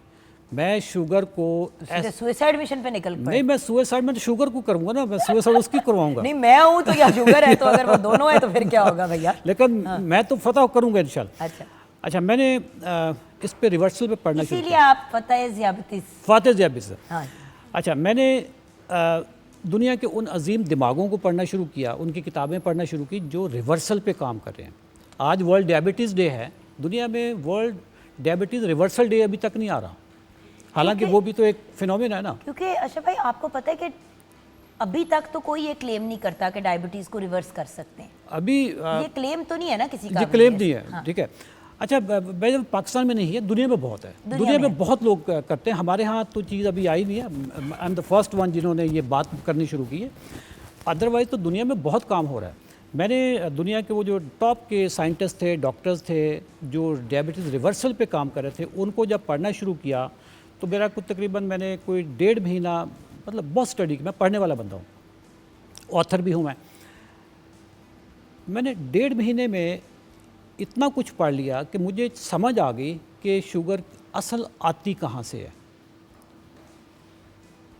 वो एक पंजाब में एक छोटी सी कहानी है, छोटी सी नहीं, बहुत बड़ी कहानी बन गई है कि एक लड़का था रांझा, एक लड़की थी हीर, दोनों की मोहब्बत हुई, बड़ों ने शादी नहीं करने दी। कहानी इतनी सी है, वारिस शाह ने वो इतनी बड़ी कहानी उसकी बना दी। अब शुगर भी एक फ़िक्रे की कहानी है। हाँ, एक फ़िक्रे की कहानी। कैसे? शुगर ग़िज़ाई बीमारी है, डाइटरी डिसऑर्डर है। शुगर की जब हम बात करें ना, 2 शुगर होती है, एक टाइप 1 होती है, एक टाइप 2 होती है। टाइप 1 के लिए हमेशा इंसुलिन लगानी पड़ती है। ये आपने बड़ी इंपॉर्टेंट बात की मैं भैया, डिस्क्लेमर दे दिया ना। क्योंकि व्यूअर्स देखें, बिल्कुल आपके जिस्म की जरूरत है इंसुलिन। वो टाइप 1 है। अगर आपका जिस्म इंसुलिन नहीं बनाता तो आप उसको इंसुलिन देंगे। तो ये जो लोग कहते हैं ना, हाय इनको इंसुलिन लग गई, ओ भाई इंसुलिन लगती नहीं है, इंसुलिन जिस्म की जरूरत है। तो टाइप 1 में तो टाइप 1 में हमेशा लगानी पड़ती है, वो इंसुलिन डिपेंडेंट होते हैं। जो टाइप 2 है, जो 95% लोग हैं पाकिस्तान में भी, दुनिया में भी 95%। टाइप 1 बच्चों को होती है, टाइप 2 एडल्ट्स को होती है। टाइप 2 में आपको ना इंसुलिन की ज़रूरत है, ना दवाइयों की ज़रूरत है। इंसुलिन आपकी अपनी बॉडी ज़रूरत से ज़्यादा बनाती है, हाइपर इंसुलिनी में होता है। ठीक है। अच्छा, मैंने जब मुझे ग़िज़ा का पता चला कि जी ये चीज़ें हैं जहाँ से शुगर आती है, उन चीज़ों को आप बंद कर दें, मैंने ऐसा ही किया। मैंने 15 फरवरी 2022 को अपनी डाइट चेंज की, अपना लाइफस्टाइल चेंज किया। सारे डॉक्टर कहते हैं इट्स अ लाइफस्टाइल डिजीज़, वो कौन सा लाइफस्टाइल है, वो मैं उस पर आ गया। 15 फरवरी को ही मेरी आधी दवाई शाम को मैंने कम कर दी, क्योंकि मैं हाइपो में चला गया। हाइपो का मतलब यह है कि आपकी शुगर गिरनी शुरू हो गई। जब गिर रही है तो इसका मतलब है कि ओवरडोज, आप दवाइयाँ ज़्यादा ले रहे हैं। 16 को मैंने आधी दवाई की आधी कर दी, 17 को आधी कर दी, 18 तारीख 2022 से लेकर आज तक, आज 14 नवंबर बैठे हम, 30 महीने तकरीबन हो चुके हैं। 30 महीनों में मैंने शुगर की कोई दवाई नहीं दी। मेरा इस वक्त HbA1c 5.9 है, वाह, जो कि 18 साल में मेरा 4 दवाइयों के साथ नहीं आता था। और ये प्री डायबिटिक भी नहीं है, लो डेवलप प्री डायबिटिक की लोअर साइड है, Lower मतलब side। 5.7 से स्टार्ट हो, इतना लैब का भी एरर आ जाता नहीं है। नहीं, बट देखे ना, क्लियर भी तो करना लोगों के लिए बिल्कुल, जरूरत है कि हाँ। अब आप अपने आप को डायबिटिक से प्री डायबिटिक में लगे। ठीक है। अच्छा, ये भी कभी 5.6 भी आ जाता है, कभी 5.7। मेरी एज इस वक्त 55 है। मेरी एज में ये 66% से नीचे अगर है तो मैं यूँ समझ लूँ कि बिल्कुल मुझे डायबिटीज़ नहीं है। ठीक है। और 18 फरवरी के बाद 2022 में, उसके बाद अब मेरे पास 2 ऑप्शन थी। जब मैंने अपनी रिवर्स कर ली, मैंने देखा कि यार मेरी शुगर तो ठीक हो गई है। उसके बाद मेरे पास 2 ऑप्शन थे जुगन, कि इस राज को लेकर मैं अपने तक रखूं, मर जाऊं, किसी को ना बताऊं, या फिर सारे पाकिस्तानियों को मैं इसको प्रचार करूं। सही। अब आप यहाँ रुक जाएंगे। हाँ। अब हमारे साथ 2 सक्सेस स्टोरीज आपके अलावा भी हैं। फरजाना फरासत साहिबा, फरासत आप भी हमारे साथ है, अस्सलाम वालेकुम आपी जान। वालेकुम अस्सलाम। और राना सैफुल्लाह हमारे साथ हैं, अस्सलाम वालेकुम राना भाई, क्या हाल है? मेहरबानी। ठीक है, अब ये 2 सक्सेस स्टोरीज है। मैं पहली इनकी सक्सेस जानूंगी, फिर आपने किया क्या ये जानूंगी। तो फरासत आपी, आपकी कहानी क्या है, आप इन तक कैसे पहुंची, क्या हुआ? मेरी कहानी जनाब 2000 से शुरू होती है। सन 2000 में मुझे डायबिटिक शो हुई थी। उसके बाद मैं ईमान की बात है, कोई परहेज़ नहीं किया मैंने। सब कुछ खाया, सब कुछ खाती थी। माशाल्लाह। बस एकदम अचानक इनके प्रोग्राम पे नज़र पड़ गई यूट्यूब पे, दिल से ही आवाज़ उठी कि इसको करना है। और मैंने इनका 90 डेज़ का जो प्लान है, वो प्रोग्राम है फातिहा डायबिटीज़ का, मैंने उसमें ज्वाइन कर लिया। तो आपने ऑनलाइन ही इनको देखा? ऑनलाइन से, ऑनलाइन। हाँ जी। 31 मार्च को हमारा ग्रुप जो था वो सीज़न स्टार्ट हुआ। 31 मार्च से मैंने इनको ज्वाइन किया और मेरी 7 मार्च को मैं इंसुलिन पे थी। मैं 13-14 साल पहले इंसुलिन पे थी, 14 साल लगाई है मैंने। तो आप बगैर टाइप 2 हैं, टाइप 2 हूँ, आप थी टाइप लेकिन 2। मुझे ये नहीं बताया गया था कि मैं टाइप 2 हूँ, मुझे इंसुलिन पे ले आया गया था। ये भी तो डॉक्टर्स एग्जैक्टली कर जाते हैं ना कि बहरहाल फिर मैं वो इंसुलिन लगा रही थी, जब मैंने इनका प्रोग्राम देखा उसमें मैंने शमूलियत की। पहले 7 दिन में मेरी इंसुलिन ख़त्म हो गई, इन्होंने बंद करवा दी। और फिर 17 अप्रैल को मेरी तमाम दवाइयाँ जो थी, 31 मार्च को मैं ज्वाइन किया था, 17 अप्रैल को मेरी तमाम दवाइयाँ छूट गई। और ये 90 डे का प्लान है। 90 डेज़ का प्लान तो था। आपने जहाँ जून में जाके कहानी ख़त्म होनी थी, आप मार्च से अप्रैल में ही अप्रैल में सेट वो हो गए। बिल्कुल मैंने वो दवाइयाँ सारी छोड़ दी और शुगर मेरी जो उसका बेहतरीन रिज़ल्ट आता था। और इनके ये जो कॉल है ना कि शुगर ग़िज़ाई बीमारी है, अल्हम्दुलिल्लाह ऐसा ही है। बिल्कुल सही। अगर आप खुराक कंट्रोल कर लें और उसको समझ लें तो कोई ज़रूरत नहीं है दवाइयों की। अच्छा सैफ भाई, आपसे भी मैं जानना चाहूँगी कि आपकी यूर यंग मैन, क्या हुआ आपके साथ, क्या हुआ? नंबर एक तो मैं यंग मैन नहीं हूँ, आई एम 64 ईयर्स ओल्ड। हैं? यस, आप इनसे भी बड़े हैं? मैं इनसे बड़ा हूँ। क्या खाते हैं? मैं दोनों से बड़ी। आप तो बहुत ही क्यूट है ना। मैंने कहा जरा लड़कों को आज कॉम्प्लीमेंट करते हैं, हम हमेशा लड़कियों को कॉम्प्लीमेंट करते हैं तो फिर मुझे लोग कहते हैं तुम्हें को लड़कों से प्रॉब्लम है। तो आज मैं ये फैसला करके आई थी कि लड़कियों की आज हम बिल्कुल तारीफ ही करेंगे। सर जी आप इनसे उम्र में बड़े हैं? जी बड़ा हूँ। सर जो भी और आप ये खाते मेरे हैं, बाल भी नेचुरल हैं, माशाल्लाह। मैंने आज तक डाई नहीं की। हम सब पे आप फूक के जाएंगे जाने से पहले। आपके पास तो कोई खास ही अनमोल सा राज ये है। बटेरे खाते हैं। हाँ जी जी बताइए सर। मुझे 5 साल पहले पता चला, जब मैंने टेस्ट कराया तो डायग्नोज हो गई कि मैं डायबिटीज़ का पेशेंट हूँ। क्योंकि मेरी कोई फैमिली हिस्ट्री भी है, मेरे ख़ानदान में तकरीबन सभी लोगों को जो है वो शुगर है और हम सब बहन भाइयों को है। और हमारे ख़ानदान में इसका बड़ा एक खौफ है क्योंकि कुछ हमारे प्यारे जो हैं वो शुगर की वजह से हमसे बिछड़ गए। I am so sorry. मेरे लास्ट ईयर मेरी बड़ी बहन जो है वो भी शुगर की वजह से उनकी डेथ हुई। उससे 1 साल पहले मेरे हम जुल्फ़ थे, पहले उनकी टांग कटी, फिर उनकी डेथ हो गई। तो ये खौफ बड़ा हमारी फैमिली में था। तो जब मैं इससे पहले मैं कोशिश करता रहा, कभी मैंने मोरिंगा के कैप्सूल खा लिए, एडवर्टाइजमेंट देखी लेकिन कोई फ़ायदा नहीं। कभी मल्टीग्रेन आटा खा लिया, उससे कोई फ़ायदा अजवा नहीं। खजूर को पीस के खाया? हाँ जी, वो भी तो भी कोई अजवा खजूर भी नहीं, उसकी गुठली को गुठली को अजवा खजूर की। और मतलब ये मुख्तलिफ जहाँ से मुझे कोई पता चलता था तो मैं भी इस तलाश में था कि खुदा करे कोई ऐसी चीज़ मिल जाए कि ये रिवर्स हो जाए, ये ठीक हो जाए, ये कंट्रोल हो जाए।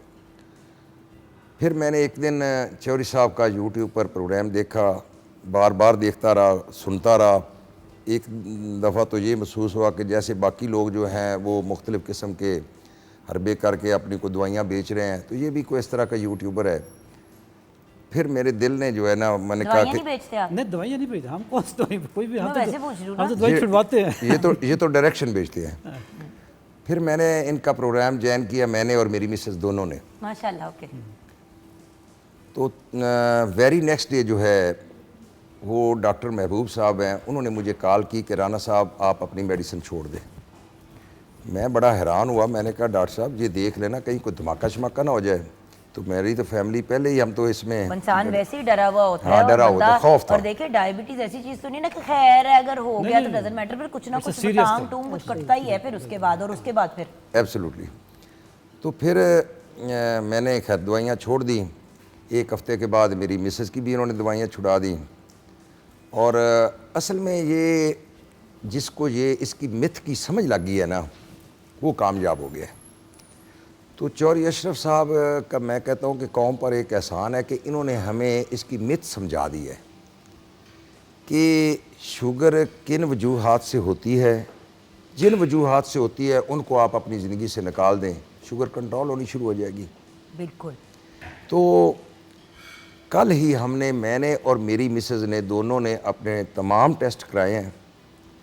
तो मैं आपको ये बता सकता हूँ फ़ख्र से कि अल्हम्दुलिल्लाह मैं भी फ़ाते ज़ियाबितिस बन गया हूँ माशाल्लाह। और मेरा HbA1c 5.1 आया है। यानी कि आप प्री डायबिटिक भी नहीं है, Pre-diabetic आप डायबिटिक नॉन से डायबिटिक प्री डायबिटिक से Non-diabetic। जीरो पे आ गए, non diabetic। डायबिटीज दूर दूर तक माशाल्लाह दूर आप दूर नहीं। तक।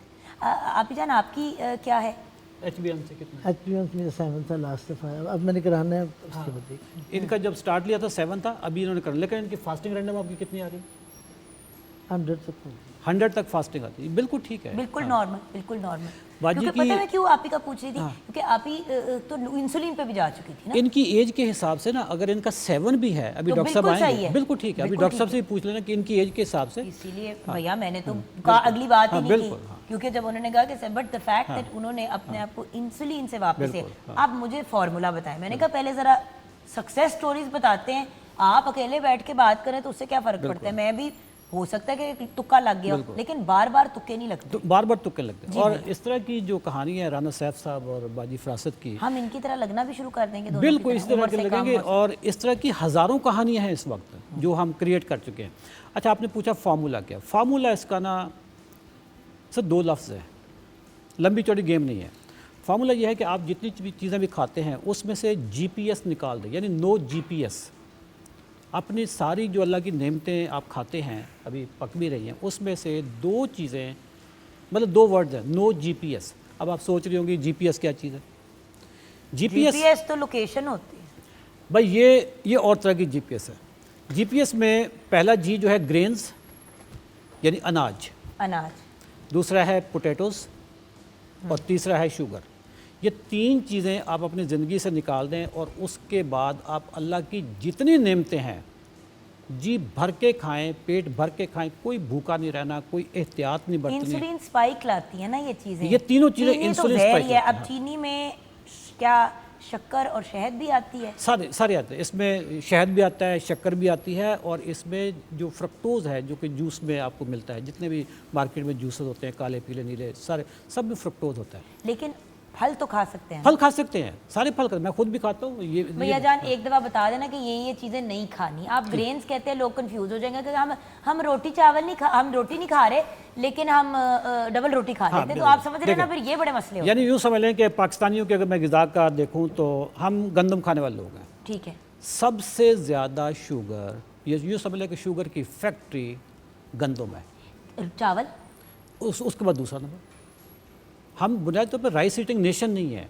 जब गंदम बंद करूंगा तो चावल भी बंद हो, चावल लोग खाने हो जाएंगे। मैं क्या खाऊं? अरे अब ये जो आपने इस तरह का, क्योंकि मुझे गंदम की बिल्कुल भी चाह नहीं है। अच्छा, मुझे आई एम अ चावल ईटर। आप, लेकिन आपको अभी शुगर तो नहीं हुई ना? आप खा लें जितना खाना, आना तो आपने इधर ही है फिर आखिर में। नहीं मैं छोड़ ही देती हूँ सर। आपने तो मतलब मुझे क्यों वापस मुझे यहाँ क्यों बुलाना है? प्रोग्राम करने के बाद भी अगर मैं इस तरफ जाऊंगी तो फिर बहुत ही बुरी बात ठीक है। है, रोटी चावल, ये 2 चीज़ें अगर रोटी आप, चावल चीनी, रोटी चावल चीनी, ठीक है, ये दो चीज़ें आप निकाल दें। बुनियादी तौर पर रोटी चावल, चीनी तो शुगर के मरीज वैसे भी नहीं खाते, वो फीकी चाय पीते। सुबह का मैं ज़रा आपको ना इसकी शुगर का कंटेंट बताता हूँ। तमाम जो इस वक्त डॉक्टर्स जो उनके पैड पे भी लिखा होता है कि जी मीठी चीज़ों से परहेज़ करें, इसके अलावा तो कोई चीज़ नहीं होती। अच्छा, चाय में कितना मीठा होता है? 1 चम्मच। 1 चम्मच से वो मुझे परहेज़ करवाता है अपना जो हेल्थ प्रोफेशनल्स होते हैं। जबकि मैं सुबह जो नाश्ते में एक पराठा खाता हूँ, एक पराठा लेट से 100 ग्राम का है, 100 ग्राम के पराठे में 30 ग्राम उसका मॉइस्चर, उसका फाइबर, तेल वेल लगा निकाल दें, 70 ग्राम प्योर शुगर है। भैया इसको छोड़ दें, चले पराठा नहीं भी कोई खाता, डबल रोटी जो तो गंदम अक्सर है ना? लोग, देख मैं वही कह रही हूँ ना, ये बात लोग नहीं रियलाइज करते। मैंने बड़ी दफ़ा लोगों को कहा भाई आपने रोटी चावल चीनी छोड़ देनी है। रोटी छोड़ देंगे डबल रोटी पे आ जाएंगे। हम ब्राउन ब्रेड खाते हैं।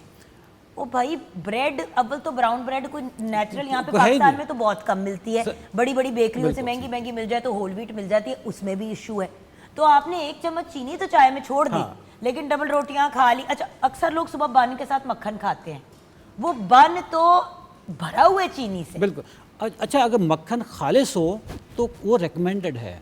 असल जो मक्खन जो वेजिटेबल का बनता है वो तो उससे बेहतर है बंदा प्लास्टिक पिघला के खा ले। बिल्कुल। ठीक है। अच्छा, अब ये 2 चीज़ें निकाल दी, मतलब ग्रेन्स आपने निकाल दिए, पोटैटोज तो मतलब भैया फिर सालन किस चीज़ अच्छा, सालन मैं बताता हूँ कैसे खाना है। अब मैं आपको अपनी सारा दिन की रूटीन बता दूँ, नाजरीन को भी इसका फ़ायदा हो जाएगा कि क्या खाना है। सुबह नाश्ते में अगर आप 1 अंडे के साथ 1 ब्रेड खाते हैं, आप ऐसा करें कि ब्रेड को निकाल दें, 2 अंडे खा लें, 3 अंडे खा लें, बॉयल करके खा लें, उसका ऑमलेट बनाने, उसमें सारी सब्जियां डाल के क्रश करके बड़ा सा ऑमलेट सफ़ेद मक्खन में उसको बना लें, उसको जैसे सफ़ेद आपने मक्खन में प्योर डालें, मक्खन जो चीज़ डालें, उसमें देसी घी डालें, बड़ा सा उसमें आप चिया सीड थोड़ा सा डालें, वो पूरा रोटी की तरह का बन जाएगा। उसको आप फोर्क के साथ खा लें। कांटे के साथ खाना, ठीक है। ठीक है। अच्छा, ये अब आपकी वो ग़िज़ा है जिसके बाद आपको आपकी शुगर ऑटोमेटिकली लो हो जानी है। ये खुराक आप खाएंगे, अगर आपने 1 पीस ब्रेड का लिया है तो उसके साथ आपको 500 mg दवाई खानी पड़ती है। अब ये अगर आप खा लेंगे तो आपकी दवाई उसी लम्हे कम होना शुरू हो जाती है। अच्छा, अब बेवक्त की जो भूख लगती है उसमें आप नट्स ले लें, सारे नट्स आपको अलाउ हैं। मूंगफली है, उसमें बादाम है, अखरोट है, पिस्ता है, काजू है, भुने हुए चने हैं, चाय कॉफ़ी के साथ आप पी लें, खा लें, आपका लंच तक क्लियर हो गया काम। भैया दूध के बारे में आपकी क्या राय है, क्योंकि दूध में भी तो natural देखें, sugars दूध होती हैं। पहली बात तो खालिस मिलता ही नहीं है। अगर खालिस मिले भी तो दूध में शुगर होती है, दूध में होता है लैक्टोज। ठीक है। ये इंग्लिश के जितने भी वर्ड हैं जो OSE पे ख़त्म होते हैं वो सारे सब में शुगर है। मैं इसलिए कह रही थी क्योंकि अब आपने कहा ना कि वो करना, अब चाय पी तो चाय में अब क्या दूध पत्ती, हाँ, हर बंदा दूध पत्ती पीता है आजकल। चाय में दूध थोड़ा होता है, चाय की हद तक दूध बिल्कुल ठीक है, कॉफ़ी में दूध बिल्कुल ठीक है, कच्ची लस्सी जो हम पंजाब में पीते हैं वो भी ठीक है, लेकिन जो हमारे यहाँ मग पी कर सोना है ना, वो दूध आपके लिए मना नहीं है, उसके बिल्कुल मना है। उसमें लैक्टोज होता है, लैक्टोज से शुगर बढ़ती है, लैक्टोज सारी चीज़ें शुगर में कन्वर्ट होती है। अच्छा, अब मैं अगर लंच और डिनर की बात करूँ, लंच के लिए मेरे पास बहुत ऑप्शंस हैं। हमने अगर ब्लाइंडर लगाए हुए हो ना, सिर्फ सामने रोटी नज़र आए तो हम लेफ़्ट राइट देखते भी नहीं है। जब ब्लाइंडर हम हटा दें तो अल्लाह की सारी नेमतें नज़र आती हैं। आलू के अलावा तमाम वेजिटेबल्स, चाहे आप उसको फ्राई करके खाएं, सालन बना के खाएं, उसको वाटर साटे करें। लेकिन भैया गाजर और मटर भी तो बहुत हाई होते हैं शुगर में। गाजर, ये अगर गाजर आप कच्ची खाएंगे उसकी शुगर आपको नहीं बढ़ाएगी, लेकिन आप उसको उबाल के पका के खाएंगे उसका ग्लाइसेमिक इंडेक्स डबल हो जाता है, शुगर बढ़ जाती है। मटर कॉम्प्लेक्स है, आपके जो कार्ब्स है ना, कार्ब्स मना नहीं है, आपको कॉम्प्लेक्स कार्ब्स आप खाएंगे। सिंपल कार्ब्स की तरफ जाएंगे, सिंपल कार्ब्स नहीं खाने, क्योंकि सिंपल कार्ब को बुलाते ही सिंपल शुगर है। वो सिंपल शुगर होते हैं सारे। ये जितनी भी वेजिटेबल, चाहे उसमें मटर है, ब्रोकली है, इवन बीन्स में भी तो कार्ब्स हैं। फ्रांसबीन जिसको हम कहते हाँ हैं। हाँ बिल्कुल। ये आपकी जो लोबिया, जिसको हाँ, लोबिया, लोबिया तो होती भी बड़े मजे की। ब्लैक लोबिया, सफ़ेद लोबिया, ये जितने भी लोबिया हैं ये कॉम्प्लेक्स कार्ब्स हैं, इसमें प्रोटीन भी मिलता है, फाइबर भी मिलता है। अच्छा, तमाम दालें आप खा सकते हैं, अंडे मैं पहले गिनवा चुका हूँ। गोश्त के खाने के ऊपर कोई पाबंदी नहीं है, चाहे फ़िश हो, चाहे मटन हो, चाहे बीफ हो, बड़ा गोश्त हो, रेड मीट हो। रेड मीट से बेहतर कोई भी न्यूट्रिएंट डेंस फूड नहीं है। ठीक है, ये मेरी खुराक होती है। कभी मैं मतलब सैलड के साथ मैंने गोश्त खा लिया, सैलड के साथ मैंने बीन्स खा ली, ये सारी चीज़ें पूरा बाउल भर के मैं खाता हूँ। मैं पहले से। अच्छा भैया, एक आमंड फ्लावर की रोटियां बनती हैं। आमंड फ्लावर ठीक है, लेकिन बात यह है कि कुछ चीज़ें अफोर्डेबल भी नहीं होती। आमंड फ्लावर की जो आप अगर उसकी रोटी बनाएं, कोकोनट फ्लावर की बनती है आमंड फ्लावर। कोकोनट, बिल्कुल कोकोनट खाया जा सकता है, फ्लावर भी उसकी रोटी बना के खाई जा सकती है, आमंड की रोटी भी खाई जा सकती है, बाजरे की रोटी भी होती है। देखें, ये जितने भी ग्रेन्स हैं ना, जौ, ज्वार, बाजरा, ये बुनियादी तौर पे सारे गंदम के कज़न्स हैं। तो नहीं लेना, ये नहीं लेना। ठीक है, अगर ये लेना है, इसकी कंडीशन बताता हूँ। अगर तो किसी की एज बाजी फरासत के बराबर हैं, इनका लेवल ना, इनका स्टैंडर्ड वो नहीं है जो एक यंग का होता है। ठीक है, इनका अगर इन्होंने HbA1 से अपना 7, 7.5 भी रखें तो ये छोटे साइज़ की जौ, ज्वार, बाजरे की रोटी खा सकते हैं। ठीक है, लेकिन अगर आपने या इस वक्त सैफ भाई खा सकते हैं। सैफ भाई तो वो तो वैसे ही अब 25 साल के लग रहे हैं, वो नहीं खाते। अगर उन्होंने खाया होता तो 5.1 का भी ना आता। ये बटेरे खाते हैं, अभी इन्होंने 500 बटेरे इन्होंने पकड़े हैं। ठीक है, मुझे भी 50 भिजवाए इन्होंने। ठीक है, तो यानी कि 10% आप इनका ही होता है। ये 10%, मैंने इनका 10% में से 50, 10% बिल्कुल 10% मैंने और किसी चीज़ में दिमाग करेगा काम ना काम, हिसाब में बड़ा मेरा सेट है। हाँ जी। तो ये अगर आप अल्लाह की सारी नेमतें खाएं सिर्फ आपने बुनियादी तौर पर पाकिस्तानी दाल रोटी खाने वाले लोग हैं। दाल रोटी से अगर आप दाल खा लें, रोटी आप ना खाएं। पहले ये अमीरों की बीमारी थी, अब गरीबों में क्यों आ रही है? इस वक्त पूरा पाकिस्तान भरा पड़ा है शुगर से। आज से मैं 1990 की बात मैं करूँ कि मेरे 1990 तक मैं गांव में था। 1990 तक मेरे गांव में ना एक भी शुगर का मरीज़ नहीं था। आज मेरे घर में, मेरे गांव में कोई एक घर ऐसा नहीं है जहाँ पे डायबिटीज़ है। ये कहाँ से आई है? ये सारी गंदम से आई है।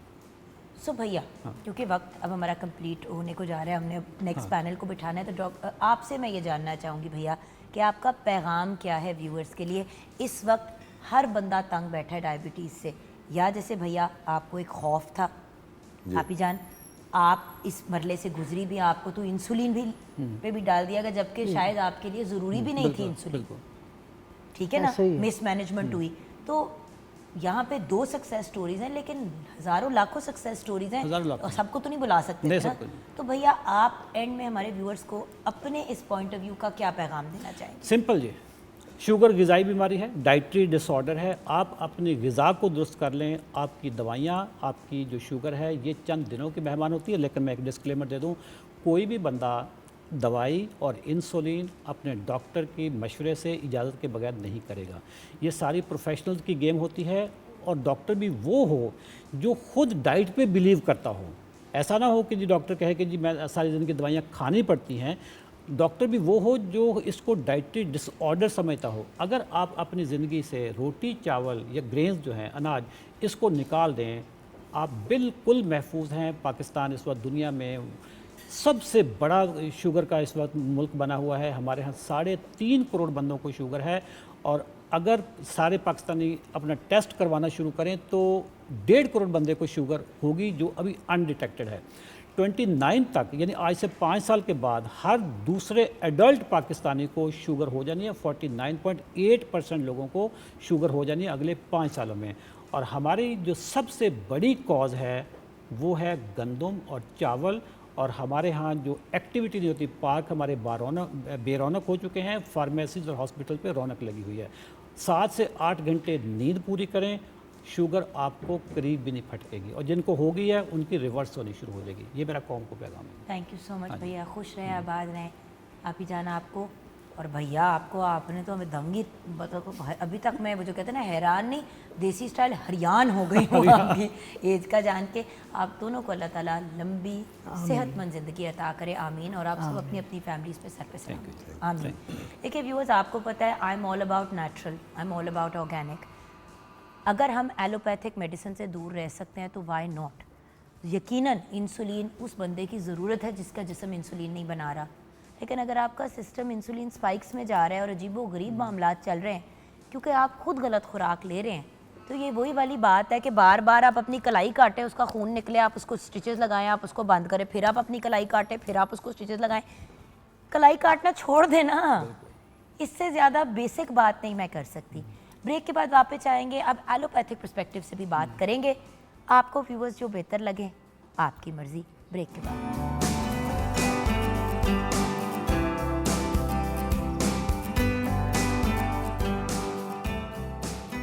Welcome back from the break viewers. आज वर्ल्ड डायबिटीज़ अवेयरनेस डे है। वैसे वर्ल्ड डायबिटीज़ डे जब कहते हैं ना, तो लगता है कि जैसे डायबिटीज़ को हम मना रहे हैं। डायबिटीज़ कोई मनाने वाली चीज़ नहीं है। डायबिटीज़ को ख़त्म करना है, उसको मुकाना है, इससे जान छुड़वानी है। ये एक एपिडेमिक बन गया है इस पूरी दुनिया के अंदर, और ये एक बहुत बड़ा पॉइंट ऑफ कंसर्न है। हम लोग कोविड से घबराते हैं, कभी डेंगू से घबरा रहे होते हैं, कभी कैंसर से घबरा रहे होते हैं। डायबिटीज़ इतना बड़ा एक इशू है, और जीते जी आपकी ज़िंदगी अजाब हो जाती है। अक्सर लोग जो डायबिटीज़ के एक्सट्रीम पे पहुंचे होते हैं, वो लिटरली तो बस इस्तग़फ़ार दुआएं कर रहे होते हैं कि या अल्लाह मैं उठा लो, टांग पाँव कटा, टांग कट गई, गैंग्रीन हो। It's a very very very painful thing. और इर्द गिर्द वाले भी जो होते हैं वो इतने तंग हो रहे होते हैं कि it becomes a huge problem. हमारे साथ हैं doctor Mahboob Ahmad, brilliant personality, consultant physician हैं, डायबिटोलॉजिस्ट हैं, और करंटली मेयो हॉस्पिटल लाहौर में काम कर रहे हैं। अस्सलाम वालेकुम डॉक्टर। वालेकुम सलाम। डॉक्टर साहब के साथ हमें ज्वाइन किया एक और ब्रिलियंट पर्सनैलिटी ने, जिनका ताल्लुक है जिन्ना हॉस्पिटल लाहौर से। आप भी कंसल्टेंट फिजिशियन एंड डायबिटोलॉजिस्ट हैं। अस्सलाम वालेकुम डॉक्टर कैसर फारूक। वालेकुम सलाम, थैंक यू सो मच जी। एंड देन डॉक्टर साहब के साथ प्यारी सी, नहीं हम इनको एम एज अ वो जो कहते हैं ना यंग बच्ची नहीं हमने बिठाई हुई, इनको देख के मैंने कहा ये तो शायद एक केस कोई लेके आए हैं या कोई टाइप 1 का बच्चा होगा। पता चला कि हमारा बच्चा तो एक एडल्ट है और एक प्रॉपर न्यूट्रिशनिस्ट और डाइटिशियन है। असल में होता ये है कि जब इंसान अपने वेट को और अपने आप को अच्छे से मेंटेन करता है तो एज से बहुत कम लगता है। बिल्कुल अब आई एम श्योर कि you don't look, you are not actually 15-16 but आप लगते हो। तो एंटी एजिंग का बेहतरीन तरीका भी खुराक ही है, लाइफस्टाइल है। भाई आपसे पहले वाले तो बहुत बड़ी बड़ी बातें करके गए हैं जिनके साथ मैं बाय द वे अग्री भी करती हूँ, लेकिन ये प्रोग्राम मेरे अग्री करने और ना अग्री करने पे नहीं है। जी बिल्कुल, मैं सिर्फ मॉडरेटर हूँ, मैंने फैक्ट सामने रखने हैं। बिल्कुल ठीक है। सबसे पहले तो आज का दिन मनाने का मकसद मुझे बता दें जी, उसके बाद फिर आप लोगों का जो इन लोगों ने क्लेम किया और एक्चुअली डायबिटीज को काउंटर करने का तरीका क्या है। जी भैया। अच्छा एक्चुअली आज का दिन जो है वो 14 नवंबर वर्ल्ड डायबिटीज़ डे है। ये इस याद में मनाया जाता है क्योंकि पहले आज से 102 साल पहले 1922 में फ्रेडरिक बेंटिंग और एक और दूसरे साइंसदान चार्ल्स, इन दोनों ने मिलके इंसुलिन की डिस्कवरी की थी, इंसुलिन तैयार की थी। वो इंसुलिन ने फिर टाइप 1 के पेशेंट्स में उनको नई ज़िंदगी दी, क्योंकि इंसुलिन हमारे जिस्म में बहुत ज़रूरी है और उसका मौजूद होना वो ऐसे ही है कि जैसे हम जो चीज़ भी खाते हैं उसमें शुगर बननी है और शुगर को मुख्तलिफ ऑर्गन्स तक ले जाने के लिए जो हमारे पास एक चीज़ बॉडी के अंदर रतूबत है उसका नाम इंसुलिन है, वो बहुत ज़रूरी है। पहले ये होता था 1922 से पहले, क्योंकि ये चीज़ थी नहीं, तो फिर क्या होता था जिसको बचपन में ही टाइप 1 डायबिटीज़ डायग्नोज हो जाती थी, उसके हमारे पास कुछ भी नहीं होता था उसको ट्रीट करने के लिए। दे वर द गाइज के जिन्होंने 102 साल पहले ये डिस्कवर की, फिर उनकी याद में WHO ने ये दिन मनाने का किया। बिल्कुल। अच्छा डॉक्टर कैसर, लेकिन इंसुलिन से तो लोग ऐसे डरते हैं और ऐसे भागते हैं कि जैसे पता नहीं कि उनको जहर देने लगे हैं। आपने देखे लोगों की रिएक्शन, उन्होंने सानू इंसुलिन नहीं लानी। ओ भाई इंसुलिन आपके अंदर बनती है, बन नहीं रही तो लगा रहे हैं। ये वही वाली बात है कि खून की कमी हो तो खून लगाया जाता है या खून बनाने के लिए खून बनाने के लिए आपको आयरन दी जाती है। जी भैया। अच्छा मैडम, इसमें दो तरह की डायबिटीज़ होती है जिसमें टाइप 1 है और टाइप 2 है। टाइप 1 में तो इंसुलिन की कमी होती है और जो टाइप 2 डायबिटीज़ है बेसिकली उसमें इंसुलिन की ज़्यादती होती है। ओके। तो इंसुलिन की कमी जिन पेशेंट्स में उनको तो इंसुलिन लगानी है। और वर्ल्ड डायबिटीज़ डे जो 14 नवंबर को मनाने का मकसद ये है कि डे बाय डे शुगर के पेशेंट दिन ब दिन बढ़ते जा रहे हैं। हम पाकिस्तान की बात करें तो पाकिस्तान में जो नैब शुगर के पेशेंट जो ओवरऑल प्रेवलेंस हमारे यहाँ वो नंबर 1 पे जा रहे हैं पूरी दुनिया में। इस हवाले से ये एक अवेयरनेस क्रिएट करने के लिए, लोगों को एजुकेट करने के लिए जो डे मनाया जाता है 14 नवंबर के नाम से मनाया जाता है, ताकि हम शुगर के पेशेंट को एक आगाही भी दें और उन्हें इस बारे में गाइड करें कि वो अपनी शुगर कैसे कंट्रोल कर सकते हैं। अच्छा फाखरा आतिफ साहिबा, जिनको लाडो रानी तो मैंने कह दिया लेकिन ये नहीं कहा कि उनका नाम क्या है। फाखरा मेरा बच्चा, मुझे ये बताओ कि आपकी नज़र में एज ए न्यूट्रिशनिस्ट क्या ये दिन बनाने का जवाब बनता है कि नहीं? अच्छा, मेरे ख्याल पे हम लोगों ने जिस तरह आलमी दिन हर किसी चीज़ के फिक्स किए होते हैं कि जिस तरह कैंसर के हैं, इसी तरह हर बीमारी के हैं, तो इसी तरह शुगर का कैंसर का तो पूरा महीना मनाया बिल्कुल जाता है। ऐसे ही है ना, जबकि डायबिटीज का पूरा साल बल्कि अवेयरनेस वही होनी चीज़ है चाहिए। कि ये फिक्स कर लेते कि इस दिन सेमिनार होते हैं, कॉन्फ्रेंसेस होती हैं, लोगों को कैंप्स लगते हैं कि आगाही दी जाए डायबिटीज़ के हवाले से। लेकिन बेसिकली जिस तरह डायबिटीज़ की रेशो बढ़ रही है, इसकी प्रेवलेंस इतनी बढ़ रही है, उसके हिसाब से इसको डेली अवेयरनेस की ज़रूरत है कि डेली बेसिस पे इसको हर प्लेटफॉर्म पे लोगों को गाइडेंस मिलनी चाहिए कि डायबिटीज़ क्यों बढ़ रही है, उसमें कौन सी खुराक है और कौन सा लाइफस्टाइल है जिसका रोल है कि जिसकी वजह से इसकी इतनी प्रेवलेंस बढ़ रही है। क्योंकि फाखरा जी आप बहुत अच्छे से जानती होंगी कि जब आपके पास कोई पेशेंट आता है, क्लाइंट आता है, तो वो शुरू में जब आप उसको बात करती हैं तो बड़ा मोटिवेट हो जाता है। 3-4 दिन बंदे का पुत्र बनता है, चौथे दिन बात भूल सी जाती है और 7वें दिन तक पुरानी वो जो कहते हैं पुराने पुट्ठे कामों की तरफ बंदा रिवर्ट कर चुका होता है। सो बेसिकली अगर डेली का रिमाइंडर हो या कम से कम वीकली का रिमाइंडर हो, ऐसे ही है ना। बिल्कुल, जब एक दफ़ा टेस्ट में आ जाती है कि शुगर हो जाती है, उस वक्त एक बंदा डरा भी होता है, वो कहता है नहीं मैंने अब डाइट प्लान भी फॉलो करना है, अपनी मेडिसिन जो हैं वो भी लेनी है, डेली सब परहेज़ करूँगा। उसके बाद हफ्ता गुजरता है, वो आहिस्ता आहिस्ता नहीं थोड़ा बहुत चखने में क्या हर्ज है, कभी कभार चख लेता हूँ, फिर आहिस्ता आहिस्ता वो डेली रूटीन बन जाती है, लोग भूल जाते हैं। जब खुदा ना खासा कोई मिसहैप हो जाता है किसी के साथ, फैमिली में हो जाता है, फ्रेंड्स में हो जाता है, तो उसके बाद फिर थोड़ा सा लोग सीरियस लेते हैं इस चीज़ को। लेकिन डेली बेसिस पे लोग भूल कर जो अपनी डाइट है वो ले रहे होते हैं, कोई परहेज़ नहीं कर रहे होते, और यही वजह है कि जिसकी वजह से फिर आगे कॉम्प्लिकेशंस होती हैं और फिर आगे सीवियर हो जाती है डायबिटीज़। हम ब्रेक की तरफ चलते हैं, बल्कि किचन में भी सब कुछ तैयार हो गया मेरे ख्याल से, राइट? जी। तो अगर किचन में सब चीज़ें तैयार हो गई तो अनम आप ज़रा बता दें और उसके बाद ब्रेक के बाद जब आऊँगी तो ये बहुत बड़े बड़े क्लेम्स किए गए हैं ब्रेक से पहले कि भाई अगर रोटी चावल चीनी छोड़ दें, GPS छोड़ दें, ग्रेन्स पोटैटो एंड शुगर छोड़ दें तो आप डायबिटीज़ को रिवर्स कर सकते हैं। तो हम तो कंट्रोल करने की बात करते हैं, वो रिवर्सल की करके गए हैं। तो ब्रेक के बाद आपने मुझे इसका जवाब ज़रूर देना है। अनम, सिचुएशन जी जगन आपी बेसिकली हमारे चिकन क्रिस्पी एग रैप्स जो हैं वो रेडी हो गए हैं, साथ में पोटैटो वेजीज, कुछ के साथ मैंने हैश ब्राउन पोटैटोज़ भी सर्व कर दिए हैं, तो कंप्लीट मील जो है वो रेडी है। बिल्कुल। अब जैसे कि इन्होंने चिकन पैटीज़ बताए, ऑमलेट बताए, जो लोग डायबिटिक हैं उनके लिए अकॉर्डिंग टू जो अभी ब्रेक से पहले बात हुई थी, अगर आप वो चिकन की पैटी खा लें और साथ में जो ऑमलेट हमने बनाया था वो खा लें, आप आलू और ये जो ब्रेड है उसको निकाल दें इक्वेशन में से, तो यही ब्रेकफास्ट एक डायबिटीज़ का पेशेंट भी खा सकता है और यही ब्रेकफास्ट जो है बच्चे और दूसरे घर वाले खा सकते हैं। लेकिन सच्ची बात बताऊं व्यूअर्स, लिमिटेड ग्रेन्स की अगर बचपन से बच्चों को आदत डालेंगे तो आगे जाके वो स्ट्रगल नहीं करेंगे। आज भी मैं देखती हूँ कि सुबह सुबह बच्चों को टोस्ट पे जैम लगा के दे दिया जाता है और ये उनका नाश्ता होता है। चीनी, उसके साथ आपने चीनी से भरा हुआ ग्रेन दे दिया तो बच्चे का इंसुलिन स्पाइक नहीं होगा तो और क्या होगा। बिल्कुल। सो ब्रेक के बाद वापस आएंगे और क्लैरिटी लेंगे और अपने शो को कंक्लूड करेंगे।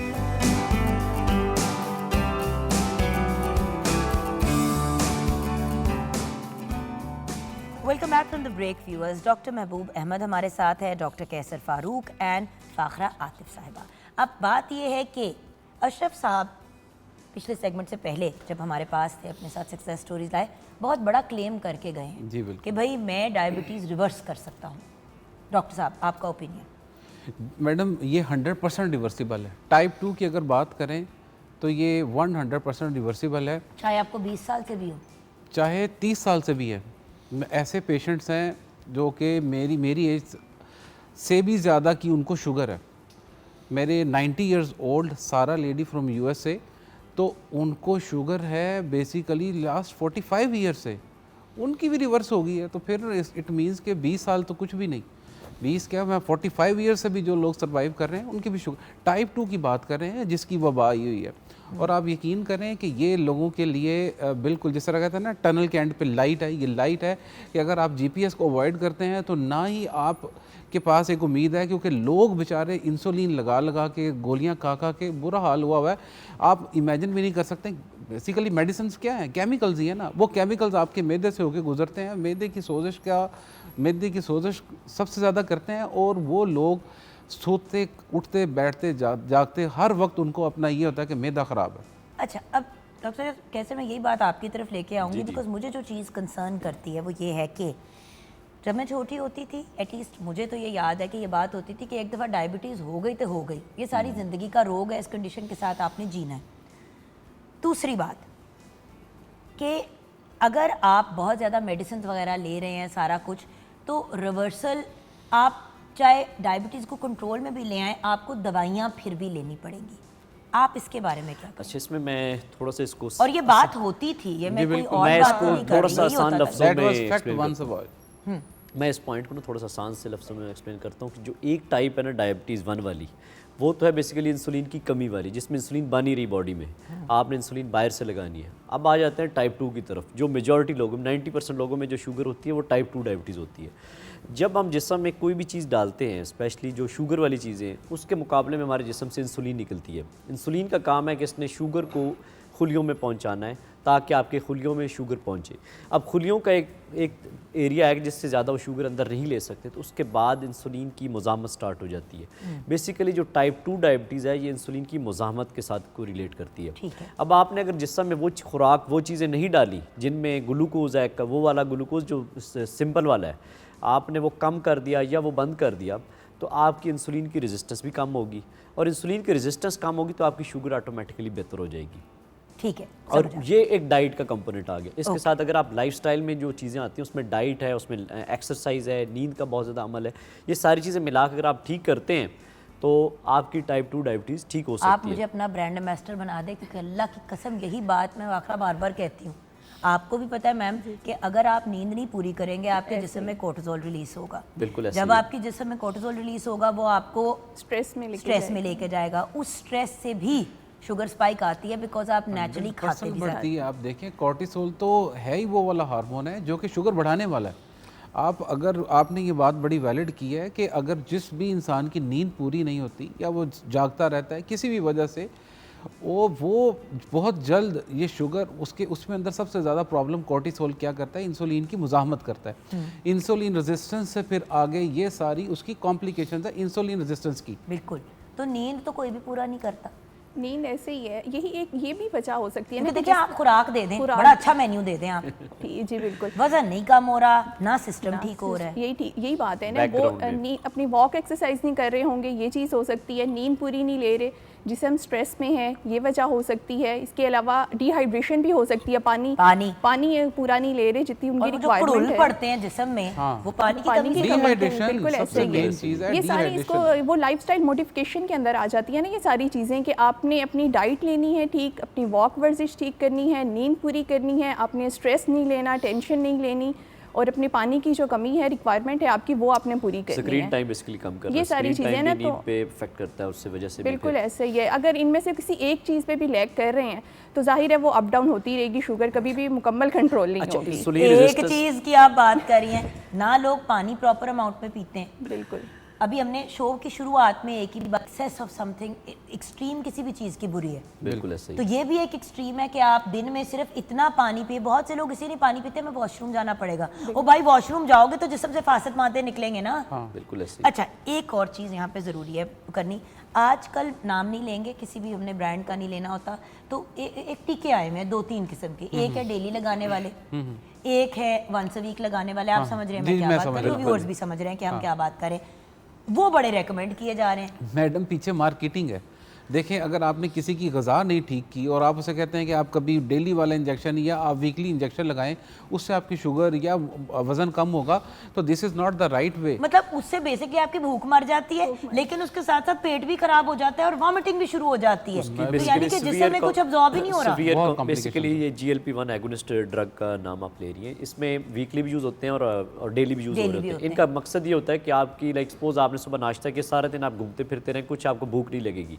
आप वही चीज़ें खुद से इनटेक कम कर लें, बजाय इंजेक्शंस लगाएं और उनके साइड इफेक्ट्स लें। इसकी वजह से अंतड़ियों की सोजिश और ब्लॉकेज हो जाती है। इंटेस्टाइन की ब्लॉकेज की वजह से उल्टी, मतली, कॉन्स्टिपेशन और इस तरह के ऑपरेशन की तरफ जाना पड़ता है, सर्जरी की तरफ जाना पड़ता है, जो कि एक सीरियस कॉम्प्लिकेशन है इन इंजेक्शंस की। कोई भी मेडिसिन सेफ नहीं है मैडम, कोई भी। सबसे आसान हल है। डॉक्टरों के कह रहे हैं कि कोई मेडिसिन सेफ नहीं। मैं कहता हूँ देखिए, हम मजबूरी के तहत ही देते हैं किसी को भी, अदरवाइज हम शौक से तो किसी को भी नहीं दे रहे होते। लेकिन मैं ये रिकमेंड जिन्हों भी डर लगता है दवाइयों को, तो इन दोनों के पास चले जाए, ये दोनों तो दवाइयां आपकी छुड़वाएंगे। हम तो 25 साल से भी 30 साल से भी किसी को शुगर की या कोई भी पुरानी शुगर से रिलेटेड बीमारियां या इंसुलिन भी लगा रहा है, बंद कर देते हैं ऐसा 90 दिन के अंदर। ऐसा मतलब ये नहीं कि all of a sudden. Diabetes में जब इंसुलिन की मुज़ाहमत का फिनोमिना है, उसमें इंसुलिन लगाएंगे तो वो और ज़्यादा आपकी बीमारी को ख़राब करेगी। बेसिकली जो शुगर का इलाज हो रहा है, देखिए हर साल वर्ल्ड डायबिटीज़ डे मनाया जाता है। क्या डायबिटीज़ के पेशेंट कम हो रहे हैं या नहीं हो रहे? ना, बढ़ रहे हैं। एक धेला नहीं, 1% भी कम नहीं हुए। इसका मकसद ये बताने गया है कि या तो हम इलाज गलत कर रहे हैं या पेशेंट को उस तरह, जो बेसिकली ट्रेडिशनल मेडिसिन जो इलाज कर रही है, वो इंसुलिन की मुज़ाहमत का इलाज इंसुलिन के साथ कर रही है। वही तो चीज़ है। अब इंसुलिन जिसके अंदर बॉडी में ज़्यादा बन रही है, ऑलरेडी ज़्यादा बन रही है, उसको हम ऊपर से इंसुलिन लगाएंगे। और इंसुलिन ज़्यादा होने से सिर्फ शुगर नहीं होती, मोटापा होता है, इसका फैटी लिवर होता है, इसके साथ कोलेस्ट्रॉल के मसले मसाइल होते हैं, इसके साथ ब्लड प्रेशर है, यूरिक एसिड है, ये सारे इंसुलिन मुज़ाहमत के साथ प्रॉब्लम्स हैं। इसीलिए तो जब कहते हैं ना डायबिटीज़ हर बीमारी की जड़ है, एक्चुअली जो बंदा डायबिटिक है उसको नेचुरली हार्ट की इसलिए प्रॉब्लम होगी क्योंकि उसने अपनी शुगर और इन चीज़ों को मैनेज नहीं किया हुआ। आपकी दिल की जो शरियानी है वो भी तंग होनी शुरू हो जाएंगी। मैडम इसकी ना 3-4 बहुत चीज़ा कॉम्प्लिकेशंस हैं, जिसमें कोलेस्ट्रॉल सरफहरिस्त है। वही कोलेस्ट्रॉल जब खून की नालियों को तंग करती है, बैड कोलेस्ट्रॉल, वही कोलेस्ट्रॉल जब खून की नालियों को तंग करता है तो हार्ट अटैक और फालज हो जाता है। ठीक है, तो मैं बस बात ये करना चाहता हूँ कि अगर आपने डाइट नहीं ना ठीक की तो आप ना उसकी कॉम्प्लिकेशन से बच सकते हैं, ना ही उनकी दवाइयों के साइड इफेक्ट से बच सकते हैं, और ना ही शुगर रिवर्स कर सकते हैं। और अल्टीमेटली आप देख लीजिएगा कि अगर हम आज ये अवेयरनेस दें कि जिसमें आपने जैसे पहले बताया कि नो GPS डाइट की तरफ जाएँ, सिर्फ बड़ों को नहीं, सिर्फ अपने बच्चों से ये इब्तदा शुरू करें, उनको स्टार्ट में दिया जाए कि लिमिटेड ग्रेन्स बल्कि नो ग्रेन्स की तरफ लेके जाना चाहिए। तो मेरा ख्याल है ये चीज़ें हमारी आज से पाकिस्तान दुनिया में नंबर 1 पे डायबिटीज़ में। अगर हम अपने लाइफस्टाइल टाइप 2 डायबिटीज़ में। अगर हम लाइफस्टाइल को बेहतर कर लें तो हम बहुत सारी इन बीमारियों से बच सकते हैं। मैम एंड में वन लाइन। बिल्कुल, मेरा भी यही पैगाम है कि हमें बचपन से ही लेके इन चीज़ों को लेकर चलना है। ख़ास तौर पे जो बच्चे बचपन में ओबीज़ हो रहे हैं ना, वो आगे डायबिटीज़ टाइप 2 उनमें डेवलप होगी, बहुत हाई रिस्क है। तो इसी वजह से मदर्स के लिए यही पैगाम है कि वो बच्चों पे अपने घर से डाइट को ठीक करना स्टार्ट करें, बच्चों को फिज़िकली एक्टिव रखें, उनको फ़िज़िकल एक्टिविटीज़ की बजाय ये स्क्रीन वगैरह की बजाय फ़िज़िकल एक्टिविटीज़ पे लेकर जाएं और अपनी डाइट और लाइफस्टाइल ठीक करें। रिफाइंड कार्बोहाइड्रेट्स, जंक फूड, उन सब से परहेज़ करें। Thank you so much guys, Allah आपको खुश रखे, आबाद रखे। और बहुत खुशी हुई ऐसे लोगों से मिलके जो कह रहे हैं दवाइयाँ ना लो, वरना यहाँ पे हर डॉक्टर बैठ के कहता है दवाई लो दवाई लो दवाई लो। ज़रूरत है तो ज़रूर लो, लेकिन वही वाली बात है ना, पैरासीटामोल, आइबुप्रोफेन, एस्पिरिन लोग लेते रहते हैं अपनी तकलीफ के लिए, लेकिन तकलीफ की जड़ को नहीं ख़त्म करते। तो जब आप जड़ को ख़त्म कर देंगे तो ऊपर की आपको कोई चीज़ एक्स्ट्रा लेनी नहीं पड़ेगी। अल्लाह हम सबको सेहत से नवाजे और हम सबको लंबी सेहत वाली ज़िंदगी अता करे, आमीन। इस नोट पे आज के शो को कंक्लूड करेंगे। खुदा हाफिज़।